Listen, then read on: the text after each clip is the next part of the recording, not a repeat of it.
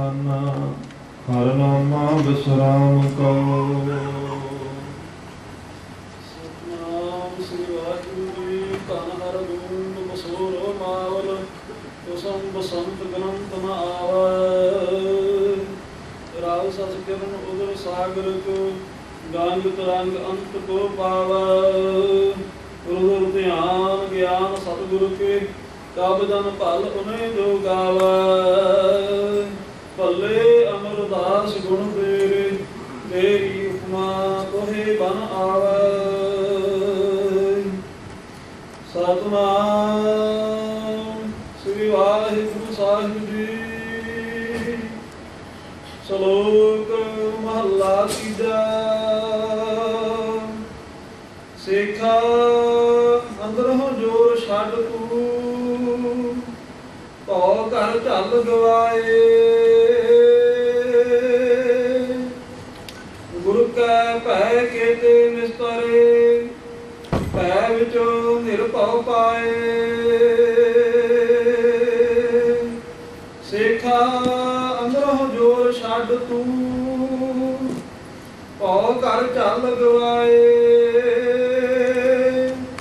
ਗੁਰ ਕੈ ਭੈ ਕੇਤੇ ਨਿਸਤਰੇ ਭੈ ਵਿੱਚ ਨਿਰਭਉ ਪਾਏ। ਵਾਹਿਗੁਰੂ ਜੀ ਕਾ ਖਾਲਸਾ ਵਾਹਿਗੁਰੂ ਜੀ ਕੀ ਫਤਿਹ। ਸਤਿਗੁਰੂ ਜੀ ਦੀ ਸਾਜਣਾ ਜੀ ਪਰਮ ਸਨਮਾਨਯੋਗ ਗੁਰੂ ਖਾਲਸਾ ਸਾਹਿਬ ਸੰਗਤ ਜੀ। ਮਹਾਰਾਜ ਦੀ ਦੁਨੀਆ ਦੇ ਵਾਲੀ ਚਾਵਰ ਛਤਰ ਤਖਤ ਦੇ ਮਾਲਕ ਮਿਹਰਾਂ ਦੇ ਸਾਈਂ ਜੁਗੋ ਜੁਗ ਅਟਲ ਸਤਿਗੁਰੂ ਸ੍ਰੀ ਗੁਰੂ ਗ੍ਰੰਥ ਸਾਹਿਬ ਮਹਾਰਾਜ ਸੱਚੇ ਪਾਤਸ਼ਾਹ ਜੀ ਦੀ ਅਪਾਰ ਕਿਰਪਾਲਤਾ ਹੋਈ ਹੈ, ਜੋ ਸ਼ਹੀਦਾਂ ਨੂੰ ਯਾਦ ਕਰਦਿਆਂ ਹੋਇਆਂ ਧੰਨ ਗੁਰੂ ਗੋਬਿੰਦ ਸਿੰਘ ਮਹਾਰਾਜ ਸੱਚੇ ਪਾਤਸ਼ਾਹ ਜੀ ਦੇ ਸਾਹਿਬਜ਼ਾਦੇ, ਉਹਨਾਂ ਦੇ ਪ੍ਰਾਣਾਂ ਤੋਂ ਪਿਆਰੇ ਸਿੰਘ ਸੂਰਮੇ, ਪੰਜਾਂ ਪਿਆਰਿਆਂ ਵਿੱਚੋਂ ਤਿੰਨ ਪਿਆਰੇ ਜਿਨ੍ਹਾਂ ਨੇ ਸ਼ਹੀਦੀਆਂ ਪ੍ਰਾਪਤ ਕੀਤੀਆਂ, ਉਹਨਾਂ ਦੀ ਯਾਦ ਅੰਦਰ ਅਤੇ ਸੰਤ ਬਾਬਾ ਠਾਕੁਰ ਸਿੰਘ ਜੀ ਖਾਲਸਾ ਪਿੰਡਰਾਂ ਵਾਲੇ, ਉਹਨਾਂ ਦੀ ਯਾਦ ਅੰਦਰ ਜੋ 5 ਰੋਜ਼ਾ ਸਮਾਗਮ ਆਪਾਂ ਪ੍ਰਾਰੰਭ ਕੀਤੇ ਸਨ, ਉਹਨਾਂ ਦਾ ਅੱਜ ਦੂਸਰਾ ਦਿਨ ਚੱਲਦਾ ਪਿਆ ਹੈ। ਅੰਮ੍ਰਿਤ ਵੇਲੇ ਸਿਮਰਨ ਹੋਇਆ, ਉਪਰੰਤ ਨਿਤਨੇਮ ਸੰਗਤੀ ਰੂਪ ਵਿੱਚ ਹੋਏ। ਆਸਾ ਜੀ ਦੀ ਵਾਰ ਦੇ ਕੀਰਤਨ ਭਾਈ ਮਹਿੰਦਰ ਸਿੰਘ ਜੀ ਹਜ਼ੂਰੀ ਰਾਗੀ ਸੱਚਖੰਡ ਸ੍ਰੀ ਹਰਿਮੰਦਰ ਸਾਹਿਬ ਦਰਬਾਰ ਸਾਹਿਬ ਅੰਮ੍ਰਿਤਸਰ ਵਾਲਿਆਂ ਤੋਂ ਆਪ ਜੀ ਨੇ ਸਰਵਣ ਕੀਤੇ ਹਨ। ਅੰਮ੍ਰਿਤ ਵੇਲੇ ਦੇ ਹੁਕਮਨਾਮੇ ਦੀ ਦਾਤ ਸਤਿਗੁਰੂ ਸੱਚੇ ਪਾਤਸ਼ਾਹ ਜੀ ਨੇ ਬਖਸ਼ਿਸ਼ ਕੀਤੀ ਹੈ। ਆਓ ਮਹਾਰਾਜ ਸੱਚੇ ਪਾਤਸ਼ਾਹ ਜੀ ਤੋਂ ਅਸੀਸ ਪ੍ਰਾਪਤ ਕਰਨ ਵਾਸਤੇ ਸਤਿਗੁਰੂ ਜੀ ਤੋਂ ਪ੍ਰਾਪਤ ਹੋਏ ਇਸ ਸ੍ਰੀ ਮੁਖ ਵਾਕ ਦੀ ਵਿਚਾਰ ਸਰਵਣ ਕਰਕੇ ਲਾਹਾ ਪ੍ਰਾਪਤ ਕਰੀਏ ਜੀ। ਸ੍ਰੀ ਵਾਹਿਗੁਰੂ ਜੀ। ਸ਼ਲੋਕ ਮਹਲਾ ਤੀਜਾ। ਧੰਨ ਗੁਰੂ ਅਮਰਦਾਸ ਮਹਾਰਾਜ ਸੱਚੇ ਪਾਤਸ਼ਾਹ ਜੀ ਦਾ ਉਚਾਰਨ ਕੀਤਾ ਹੋਇਆ ਸ਼ਲੋਕ ਹੈ। ਸਾਧ ਸੰਗਤ ਜੀ, ਇਹ ਵਾਰ ਵਿੱਚੋਂ ਹੁਕਮਨਾਮਾ ਪ੍ਰਾਪਤ ਹੋਇਆ, ਇਸ ਕਰਕੇ ਇਹਦੇ ਦੋ ਸ਼ਲੋਕ ਤੇ ਇੱਕ ਪੌੜੀ ਹੈ। ਪੌੜੀ ਸਤਿਗੁਰੂ ਗੁਰੂ ਰਾਮਦਾਸ ਮਹਾਰਾਜ ਸਾਹਿਬ ਜੀ ਦੀ ਉਚਾਰਨ ਕੀਤੀ ਹੋਈ ਹੈ। ਸ਼ਲੋਕ ਦੋਨੋਂ ਹੀ ਤੀਸਰੇ ਪਾਤਸ਼ਾਹ ਜੀ ਦੇ ਨੇ। ਇਹ ਸਤਿਗੁਰੂ ਜੀ ਦੀ ਆਪਣੀ ਬਾਣੀ ਨੂੰ ਦਿੱਤੀ ਹੋਈ ਤਰਤੀਬ ਹੈ। ਜਿਹੜੀ ਵਾਰ ਹੈ ਸਾਧ ਸੰਗਤ ਜੀ, ਵਾਰਾਂ ਉਵੇਂ ਵਾਰ ਨਾਮ ਪੌੜੀ ਦਾ। ਵਾਰਾਂ ਵਿੱਚ ਪਹਿਲਾਂ ਸਿਰਫ ਪੌੜੀਆਂ ਹੀ ਸਨ। ਗੁਰੂ ਅਰਜਨ ਦੇਵ ਮਹਾਰਾਜ ਸੱਚੇ ਪਾਤਸ਼ਾਹ ਜੀ ਨੇ ਜੋ ਪੌੜੀ ਦਾ ਸਿਧਾਂਤ ਹੈ, ਉਹਦੇ ਨਾਲ ਮਿਲਦੇ ਜੁਲਦੇ ਸ਼ਲੋਕ ਆਪ ਦਰਜ ਕਰਵਾਏ ਨੇ। ਸ਼ਲੋਕ ਸਾਂਝੇ ਹੀ ਆਉਂਦੇ ਨੇ, ਦੂਸਰੇ ਪਾਤਸ਼ਾਹ ਜੀ ਦੇ ਵੀ ਆ ਜਾਂਦੇ ਨੇ, ਤੀਸਰੇ ਪਾਤਸ਼ਾਹ ਜੀ ਦੇ ਵੀ ਆ ਜਾਂਦੇ ਹਨ, ਚੌਥੇ ਪਾਤਸ਼ਾਹ ਜੀ ਦੇ ਵੀ ਆ ਜਾਂਦੇ ਨੇ। ਇਹ ਸ਼ਲੋਕ ਸਾਂਝੇ ਹਨ। ਪੌੜੀ ਜਿਹੜੀ ਸਾਧ ਸੰਗਤ ਜੀ, ਉਹ ਜਿਹੜਾ ਸਰਲੇਖ ਬਾਣੀ ਦਾ ਚੱਲਦਾ ਹੋਵੇ, ਉਸ ਸਰਲੇਖ ਅਨੁਸਾਰ ਇੱਕੋ ਹੀ ਸਤਿਗੁਰੂ ਸਰੂਪ ਜੀ ਦੀ ਉਚਾਰਨ ਕੀਤੀ ਹੁੰਦੀ ਹੈ। ਅੱਜ ਦਾ ਜੋ ਹੁਕਮਨਾਮਾ ਆਪਾਂ ਨੂੰ ਪ੍ਰਾਪਤ ਹੋਇਆ, ਇਹ ਵਾਰ ਵਿੱਚੋਂ ਆਇਆ, ਇਸ ਕਰਕੇ ਇਹਦੇ ਸ਼ਲੋਕ ਗੁਰੂ ਅਮਰਦਾਸ ਮਹਾਰਾਜ ਜੀ ਦੇ ਉਚਾਰਨ ਕੀਤੇ ਹਨ ਅਤੇ ਪੌੜੀ ਧੰਨ ਗੁਰੂ ਰਾਮਦਾਸ ਸੱਚੇ ਪਾਤਸ਼ਾਹ ਜੀ ਦੀ ਉਚਾਰਨ ਕੀਤੀ ਹੋਈ ਹੈ। ਸਤਿਗੁਰੂ ਸ੍ਰੀ ਗੁਰੂ ਅਮਰਦਾਸ ਮਹਾਰਾਜ ਸੱਚੇ ਪਾਤਸ਼ਾਹ ਜੀ, ਜਿਨ੍ਹਾਂ ਨੇ 12 ਸਾਲ ਸਤਿਗੁਰੂ ਗੁਰੂ ਅੰਗਦ ਦੇਵ ਮਹਾਰਾਜ ਸੱਚੇ ਪਾਤਸ਼ਾਹ ਜੀ ਦੀ ਇਸ਼ਨਾਨ ਦੀ ਸੇਵਾ ਕੀਤੀ, ਹੋਰ ਬਹੁਤ ਸਾਰੀਆਂ ਸੇਵਾਵਾਂ ਕੀਤੀਆਂ। ਧੰਨ ਗੁਰੂ ਅਮਰਦਾਸ ਮਹਾਰਾਜ ਜੀ ਦੀ ਕਿਰਪਾ ਸਤਿਗੁਰੂ ਗੁਰੂ ਅੰਗਦ ਦੇਵ ਸੱਚੇ ਪਾਤਸ਼ਾਹ ਜੀ ਦੀ ਸਾਧ ਸੰਗਤ ਜੀ ਹੋਈ।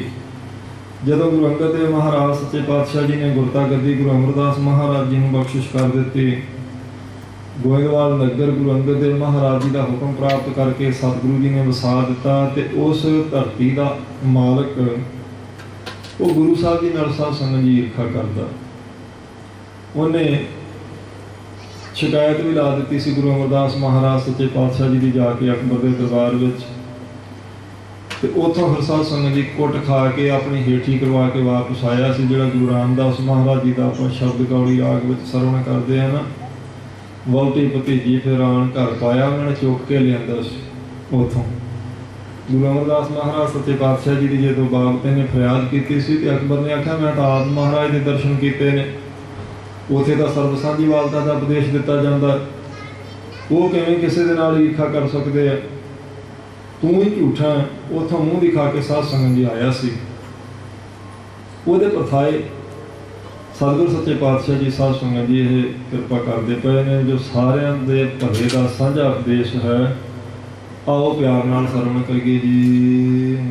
ਸੇਖਾ ਅੰਦਰੋਂ ਜੋਰ ਛੱਡ ਤੂੰ। ਤਾਂ ਗੁਰੂ ਅਮਰਦਾਸ ਮਹਾਰਾਜ ਦੇ ਬਚਨ ਕਹਿੰਦੇ ਨੇ, ਹੇ ਸਿੱਖ, ਅੰਦਰੋਂ ਆਪਣੇ ਜਿਹੜਾ ਤੂੰ ਆਪਣੀ ਅਕਲ ਦਾ, ਆਪਣੇ ਬਲ ਦਾ, ਆਪਣੀ ਚਤਰਾਈ ਦਾ ਜ਼ੋਰ ਕਰੀ ਬੈਠਾ ਨਾ, ਇਹਨੂੰ ਛੱਡ ਦੇ ਤੂੰ। ਕਿਉਂਕਿ ਅੰਦਰ ਸਾਧ ਸੰਗਤ ਜੀ ਕੋਈ ਨਾ ਕੋਈ ਮਾਣ ਹੰਕਾਰ, ਕਿਸੇ ਨਾ ਕਿਸੇ ਗੱਲ ਦਾ ਜ਼ੋਰ ਬੰਦਾ ਮੰਨੀ ਬੈਠਾ ਹੁੰਦਾ। ਜਦੋਂ ਬਿਲਕੁਲ ਕੋਈ ਗੁਰੂ ਸਾਹਿਬ ਜੀ ਦੇ ਆਸਰੇ ਤੇ ਹੋ ਜਾਵੇ, ਫਿਰ ਮਹਾਰਾਜ ਦੀ ਕਿਰਪਾ ਵੀ ਤੁਰੰਤ ਹੀ ਹੋ ਜਾਂਦੀ। ਆਪਾਂ ਮਹਾਰਾਜ ਤੋਂ ਮੰਗਦੇ ਜ਼ਰੂਰ ਹੈ ਗੁਰੂ ਸਾਹਿਬ ਜੀ ਦੀ ਓਟ, ਪਰ ਬਿਲਕੁਲ ਗੁਰੂ ਸਾਹਿਬ ਜੀ ਦੇ ਆਸਰੇ ਤੇ ਸਾਧ ਸੰਗਤ ਜੀ ਬਿਲਕੁਲ ਨਹੀਂ ਹੁੰਦੇ। ਜਿੰਨੀ ਦੇਰ ਕੋਈ ਵੀ ਤਾਕਤ, ਕੋਈ ਜ਼ੋਰ ਆਪਣਾ ਚੱਲੇ, ਆਪਾਂ ਚਲਾਉਂਦੇ ਆ, ਜਦੋਂ ਬੇਵਸੀ ਹੋ ਜਾਏ ਫਿਰ ਕਹਿੰਦੇ ਮਹਾਰਾਜ ਹੁਣ ਬਾਹਾਂ ਖੜੀਆਂ ਸਾਡੀਆਂ, ਤੁਸੀਂ ਕਿਰਪਾ ਕਰੋ। ਸਾਰੇ ਜ਼ੋਰ ਦੇ ਹੁੰਦਿਆਂ ਵੀ ਅਗਰ ਆਪਾਂ ਮਹਾਰਾਜ ਨੂੰ ਬੇਨਤੀ ਕਰੀਏ, ਮਹਾਰਾਜ ਇਹ ਸਾਰਾ ਤਾਣ, ਇਹ ਬਲ ਆਪ ਜੀ ਦਾ ਦਿੱਤਾ ਹੋਇਆ, ਤੁਸੀਂ ਕਿਰਪਾ ਕਰੋ, ਤੇ ਗੁਰੂ ਸਾਹਿਬ ਜੀ ਦੀ ਕਿਰਪਾ ਜਦੇ ਹੀ ਹੁੰਦੀ। ਪਰ ਜਿੱਥੋਂ ਤੱਕ ਆਪਣਾ ਜ਼ੋਰ ਚੱਲੇ ਆਪਾਂ ਚਲਾਉਂਦੇ ਹਾਂ, ਕੋਈ ਫੌਜਾਂ ਦਾ ਜ਼ੋਰ, ਕੋਈ ਤਾਕਤ ਦਾ, ਕੋਈ ਸਰੀਰ ਦਾ ਬਲ, ਕੋਈ ਅਕਲ ਦਾ, ਕੋਈ ਧਨ ਦਾ, ਮਾਇਆ ਦਾ, ਕੋਈ ਭੈਣ ਭਰਾਵਾਂ ਦਾ, ਕੁਟੁੰਬ ਕਬੀਲੇ ਦਾ ਜ਼ੋਰ ਵਰਤਦੇ ਨੇ ਲੋਕ। ਇਸੇ ਕਰਕੇ ਸਾਧ ਸੰਗਤ ਦੀ ਕਈ ਵਾਰ ਫਿਰ ਪੂਰੀ ਗੱਲ ਨਹੀਂ ਬਣਦੀ। ਜਦੋਂ ਗੁਰੂ ਸਾਹਿਬ ਜੀ ਦੇ ਆਸਰੇ ਤੇ ਕੋਈ ਹੋ ਜਾਏ ਨਾ, ਆਪ ਛੱਡ ਸਦਾ ਰਹਿ ਪਰਣੇ, ਗੁਰ ਬਿਨਿ ਅਵਰ ਨਾ ਜਾਣ। ਪਰਣੇ ਦਾ ਅਰਥ ਹੁੰਦਾ ਆਸਰਾ। ਕਹਿੰਦੇ ਆਪਾਂ ਛੱਡਦੇ ਆਪਣੀ ਚਲਾਕੀ, ਚੁਸਤੀ, ਚਤਰਾਈ ਛੱਡ ਕੇ ਜਦੋਂ ਗੁਰੂ ਦੇ ਆਸਰੇ ਤੇ ਹੋ ਜਾਵੇਗਾ, ਮਹਾਰਾਜ ਸੱਚੇ ਪਾਤਸ਼ਾਹ ਜੀ ਉਦੋਂ ਹੀ ਤੇਰੇ ਤੇ ਕਿਰਪਾ ਕਰ ਦੇਣਗੇ। ਆਪ ਛੱਡ ਸਦਾ ਰਹਿ ਪਰਣੇ, ਗੁਰ ਬਿਨਿ ਅਵਰ ਨਾ ਜਾਣੇ ਕੋਈ। ਸਮਝ ਲਵੇ ਗੁਰੂ ਸਾਹਿਬ ਤੋਂ ਬਿਨਾਂ ਮੇਰਾ ਹੋਰ ਕੋਈ ਨਹੀਂ ਹੈ, ਮਹਾਰਾਜ ਤੁਹਾਡੇ ਤੋਂ ਬਿਨਾਂ ਮੇਰਾ ਕੋਈ ਆਸਰਾ ਨਹੀਂ। ਜੇ ਗੁਰੂ ਸਾਹਿਬ ਸਾਧ ਸੰਗਤ ਜੀ ਉਦੋਂ ਹੀ ਕਿਰਪਾ ਕਰਦੇ, ਉਸੇ ਵੇਲੇ, ਕੋਈ ਦੇਰੀ ਨਹੀਂ ਹੁੰਦੀ। ਇਸ ਲਈ ਉਹਨੂੰ ਹੁਣ ਸਿੱਖਿਆ ਦਿੰਦੇ ਮਹਾਰਾਜ, ਉਹਦੇ ਪਰਥਾਏ ਸਾਨੂੰ ਸਾਰਿਆਂ ਨੂੰ, ਵੀ ਆਪਣੇ ਅੰਦਰ ਦਾ ਜ਼ੋਰ ਛੱਡ ਦੇਣਾ ਚਾਹੀਦਾ। ਉਹ ਤਾਂ ਈਰਖਾ ਕਰਦਾ ਸੀ ਨਾ, ਚਲੋ ਮਹਾਰਾਜ ਨਾਲ ਗੁਰੂ ਸਾਹਿਬ ਜੀ ਦੇ ਵਿਰੁੱਧ ਜਾ ਕੇ ਫਰਿਆਦੀ ਹੋਇਆ ਸੀ ਅਕਬਰ ਦੇ ਦਰਬਾਰ ਵਿੱਚ। ਉਹਨੂੰ ਕਹਿੰਦੇ ਨੇ, ਤੂੰ ਆਪਣੀ ਤਾਕਤ, ਆਪਣਾ ਮਾਣ, ਆਪਣਾ ਹੰਕਾਰ, ਜਿਹੜਾ ਆਪਣੇ ਅੰਦਰ ਜ਼ੋਰ ਮੰਨੀ ਬੈਠਾ, ਇਹਨੂੰ ਛੱਡ ਦੇ, ਤਿਆਗ ਦੇ ਤੂੰ। ਭਉ ਘਰ ਝੱਲ ਗਵਾਏ।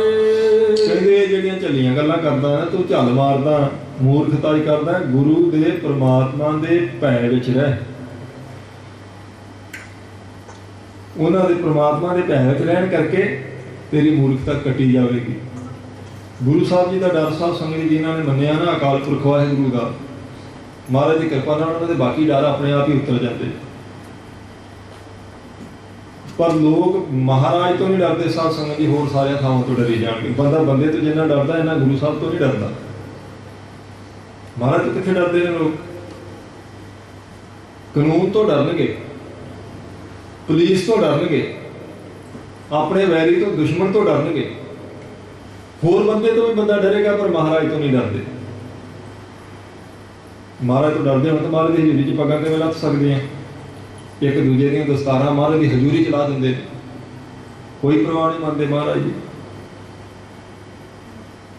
ਬਾਕੀ ਸਾਰੇ ਥਾਵਾਂ ਤੋਂ ਡਰਦੇ। ਮਹਾਰਾਜ ਕਹਿੰਦੇ ਤੂੰ ਰੱਬ ਤੋਂ ਡਰਨਾ ਸ਼ੁਰੂ ਕਰ ਦੇ, ਬਾਕੀ ਤੈਨੂੰ ਕਿਸੇ ਤੋਂ ਡਰਨ ਦੀ ਜ਼ਰੂਰਤ ਨਹੀਂ ਹੈ। ਨਿਰਭਉ ਜਪੈ ਸਗਲ ਭਉ ਮਿਟੈ, ਬਾਕੀ ਸਾਰੇ ਭੈ ਤੇਰੇ ਮਿਟ ਜਾਣਗੇ, ਤੂੰ ਉਸ ਨਿਰਭਉ ਨੂੰ ਜਪਣਾ ਸ਼ੁਰੂ ਕਰ ਦੇ। ਮਹਾਰਾਜ ਦੇ ਬੜੇ ਪਿਆਰੇ ਵਚਨ ਕਹਿੰਦੇ, ਡਰਦਾ ਡਰ ਜੇ ਡਰ ਜਾਏ, ਤਾਂ ਡਰ ਮੈਂ ਡਰ ਰਿਹਾ ਸਮਾਈ। ਜਾਓ ਡਰ ਡਰੇ ਤਾਂ ਫਿਰ ਡਰ ਲੱਗ ਗਿਆ, ਨਿਡਰ ਹੋਏ ਡਰ ਉਰ ਹੋਏ ਪੱਗ। ਡੱਡੇ ਅੱਖਰ ਦੁਆਰਾ ਮਹਾਰਾਜ ਨੇ ਉਪਦੇਸ਼ ਦਿੱਤਾ, ਕਹਿੰਦੇ ਡੱਡਾ ਡਰ ਉਪਜੇ ਡਰ ਜਾਈ। ਜੇ ਮਹਾਰਾਜ ਦਾ ਡਰ ਤੇਰੇ ਮਨ 'ਚ ਪੈਦਾ ਹੋ ਜਾਵੇ ਨਾ, बाकी डर कट्टे जाएंगे, इत्थों तक जमा का भी डर नहीं रह जाएगा, 84 के गेट का भी, नरकों का भी डर नहीं रह जाएगा।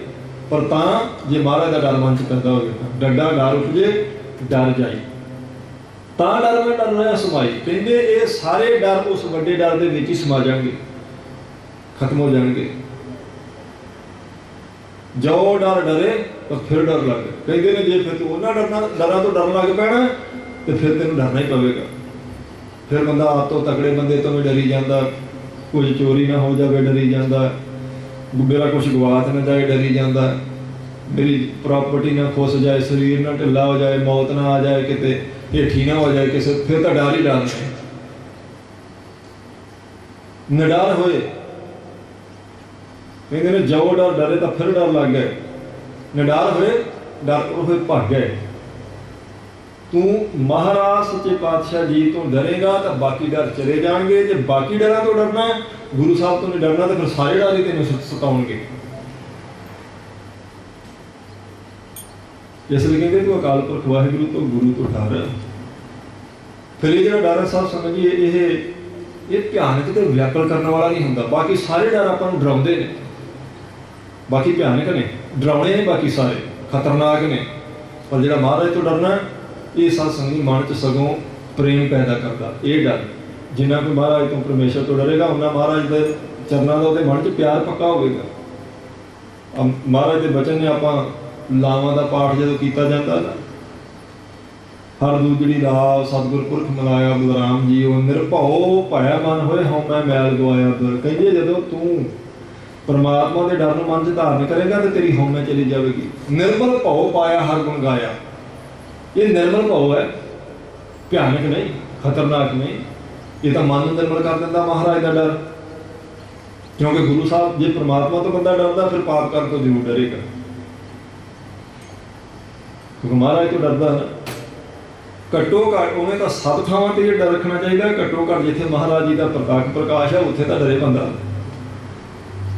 इसे तो महाराज हाजिर नाजर ही ने पाई, इसे तो प्रत्यक्ष रूप में ही प्रकाश है सच्चे पातशाह जी का। इसलिए कहते परमात्मा का डर अपने मन च वसा, तेरा भला हो जाएगा। गुरु कै भय कीते निस्तरे, गुरु दे डर करके साथ संगत जी महाराज तो डर करके किन्नियां का बेड़ा पार हो गया। गुरु कै भय कीते निस्तरे, कहते किन्ने तर गए ने जिहड़े महाराज का डर रखते सन, गुरु का डर अपने मन च रखते सन। किन्ने डरे ने, किन्नियां का पार उतारा कर दिता। पर जिहड़ा भी कोई गुरु साहब का साथ संगी डर अपने मन च रखता है, उन्हों का पार उतारा गुरु साहब जी आप कृपा करके कर देंगे। तो डरदा वो है जिहड़ा महाराज साथ संगी समर्थ मने, महाराज तो समर्थी है भाई। जे बंदा डरदा होवे तो गोलक चों पैसे नहीं कढ़ सकता, माफ करना।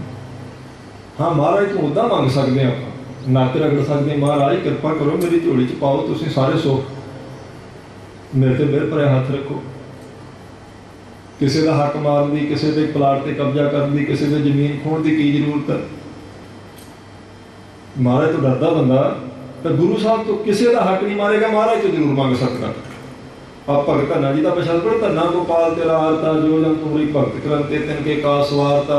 अगे भगत धन्ना जी देखो ना दुनियावी चीज़ां मंगते पे, दाल सीधा मांगो घीओ हमरा खुशी करे जियो, परियां शादन निका पर परियां जोड़ा शादन कपड़े, परियां शादन निका नाज मंगो सत सी का गऊ भैंस मंगो लावेली, एक ताजे तुरी च गेरी ताजे सत्संगी तुरी घोड़ी।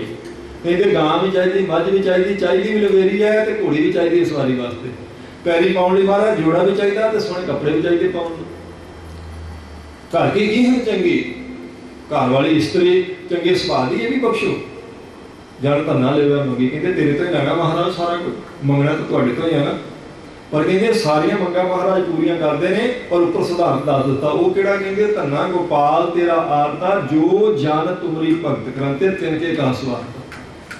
ਜਿਹੜੇ ਗੁਰਮੁਖ तेरी भगती करते उन्होंने सारे काज परमात्मा आप ही सवार देता। इसलिए जिन्होंने मन च साध संगत जी महाराज का भाव है, उन्होंने बेड़ा गुरु साहब जी आप कृपा करके मने ला देते। ਉਹਨਾਂ ਦਾ ਪਾਰ ਉਤਾਰਾ ਕਰ ਦਿੰਦੇ ਹਨ। ਭੈ ਵਿੱਚ ਨਿਰਭਉ ਪਾਏ। ਕਹਿੰਦੇ ਪ੍ਰਮਾਤਮਾ ਦੇ ਭੈ 'ਚ ਹੀ ਨਿਰਭਉ ਸਾਧ ਸੰਗਤ ਜੀ ਪ੍ਰਾਪਤ ਹੋ ਜਾਂਦਾ।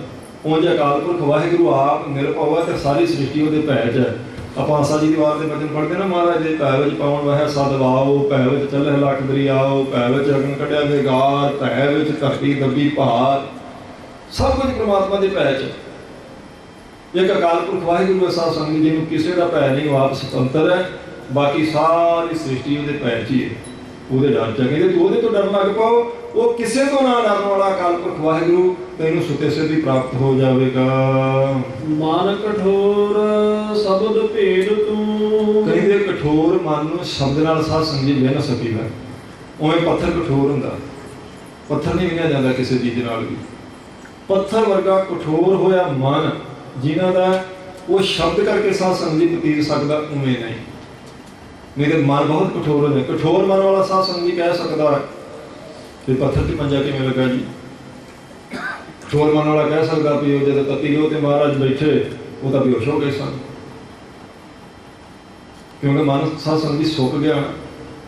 ਸੁੱਕੇ ਹੋਏ ਮਨ ਵਾਲਾ ਇਹ ਕਹਿ ਸਕਦਾ ਹੈ ਭਈ ਜੇ ਸਿਰ ਲਾਏ ਕੀਤੇ ਪੰਜਾਂ ਦੇ ਤੇ ਮੁੜ ਕੇ ਜੁੜ ਕਿਵੇਂ ਸਕਦੇ, ਕਿਉਂਕਿ ਮਨ ਸਾਧ ਸੰਗਤ ਜੀ ਨਿਸ਼ਰਦੀ ਰੂਪਣੇ ਕਰਕੇ ਸੁੱਕ ਗਿਆ, ਕਠੋਰ ਹੋ ਗਿਆ। ਹੁਣ ਕੋਈ ਅੰਦਰ ਗੁਰੂ ਸਾਹਿਬ ਜੀ ਦਾ ਪ੍ਰੇਮ ਰਹਿ ਨਹੀਂ ਗਿਆ। ਕਹਿੰਦੇ ਇਹੋ ਜਿਹੇ ਸੁੱਕ ਚੁੱਕੇ ਕਠੋਰ ਮਨ ਨੂੰ ਗੁਰੂ ਦੇ ਸ਼ਬਦ ਦਾ ਆਸਰਾ ਦੇ ਕੇ ਤੇ ਤੂੰ ਆਪਣਾ ਬੇੜਾ ਪਾਰ ਕਰ।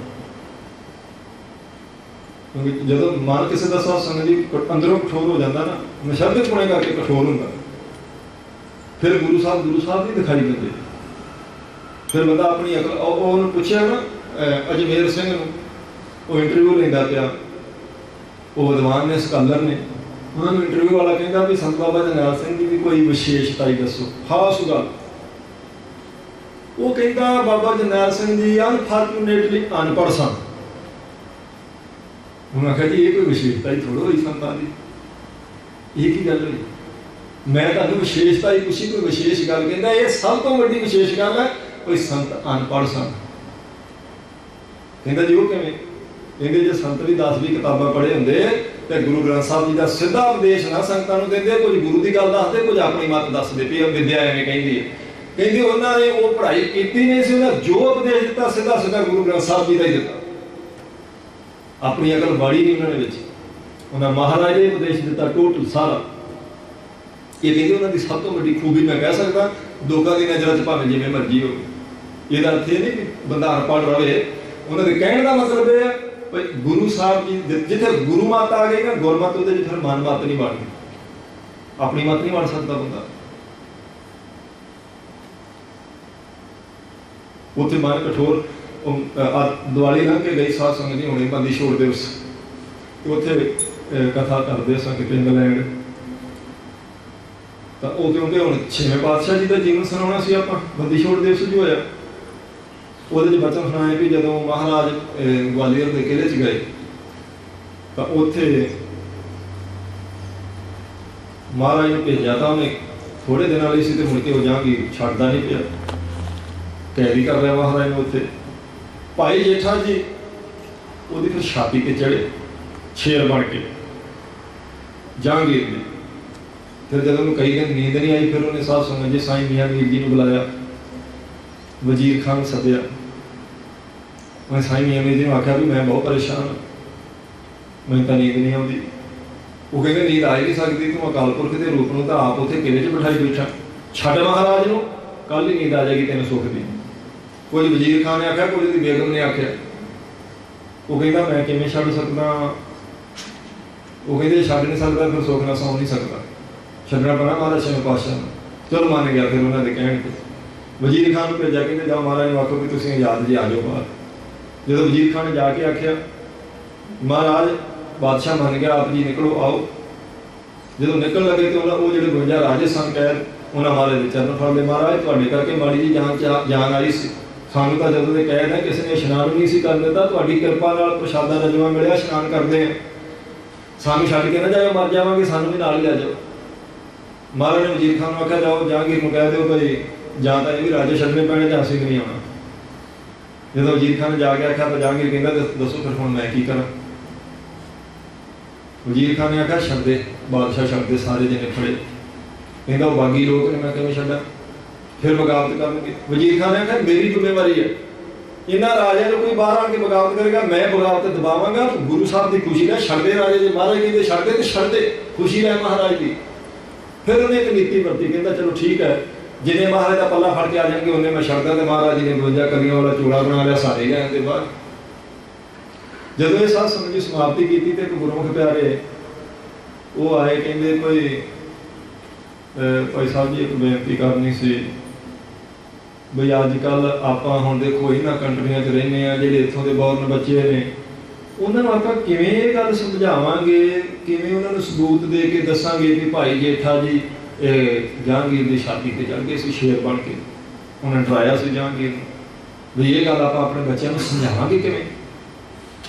मैं उन्होंने हथ जोड़ के बेनती की भाई साहब जी अपने बच्चे को आप ये किवें समझावांगे भी काड़ खड़ग काल पै कोपियो मोहे बताओ जो तुहे रख है, त्रिभुवन धनी पीत पितांबर त्रिभुवन धनी थंब माहिर पख है। मैं कहना गुरु साहब का वचन है, गुरु ग्रंथ साहब महाराज जी की पवित्र बाणी वो भगत नामदेव जी कहते हैं जो कढ़ के म्यान विचों खड़ग ते प्रहलाद नूं दा पिता हरनाक्ष कहण लगा भी ठीक है तू बच गया मेरे बंदियां तो, तेनों पानी च डुबिया तू नहीं मरिया, तेनों अग च लैके बैठी तू नहीं मरिया, तेनों पहाड़ तो सुटिया तू नहीं मरिया, तेनों जरीले सप आना बंद किया तू नहीं मरिया। महाराज के वचन ने बाल कोठे में राख्या, बाल दिया ताला, निरभव बालक मूल ना डरे।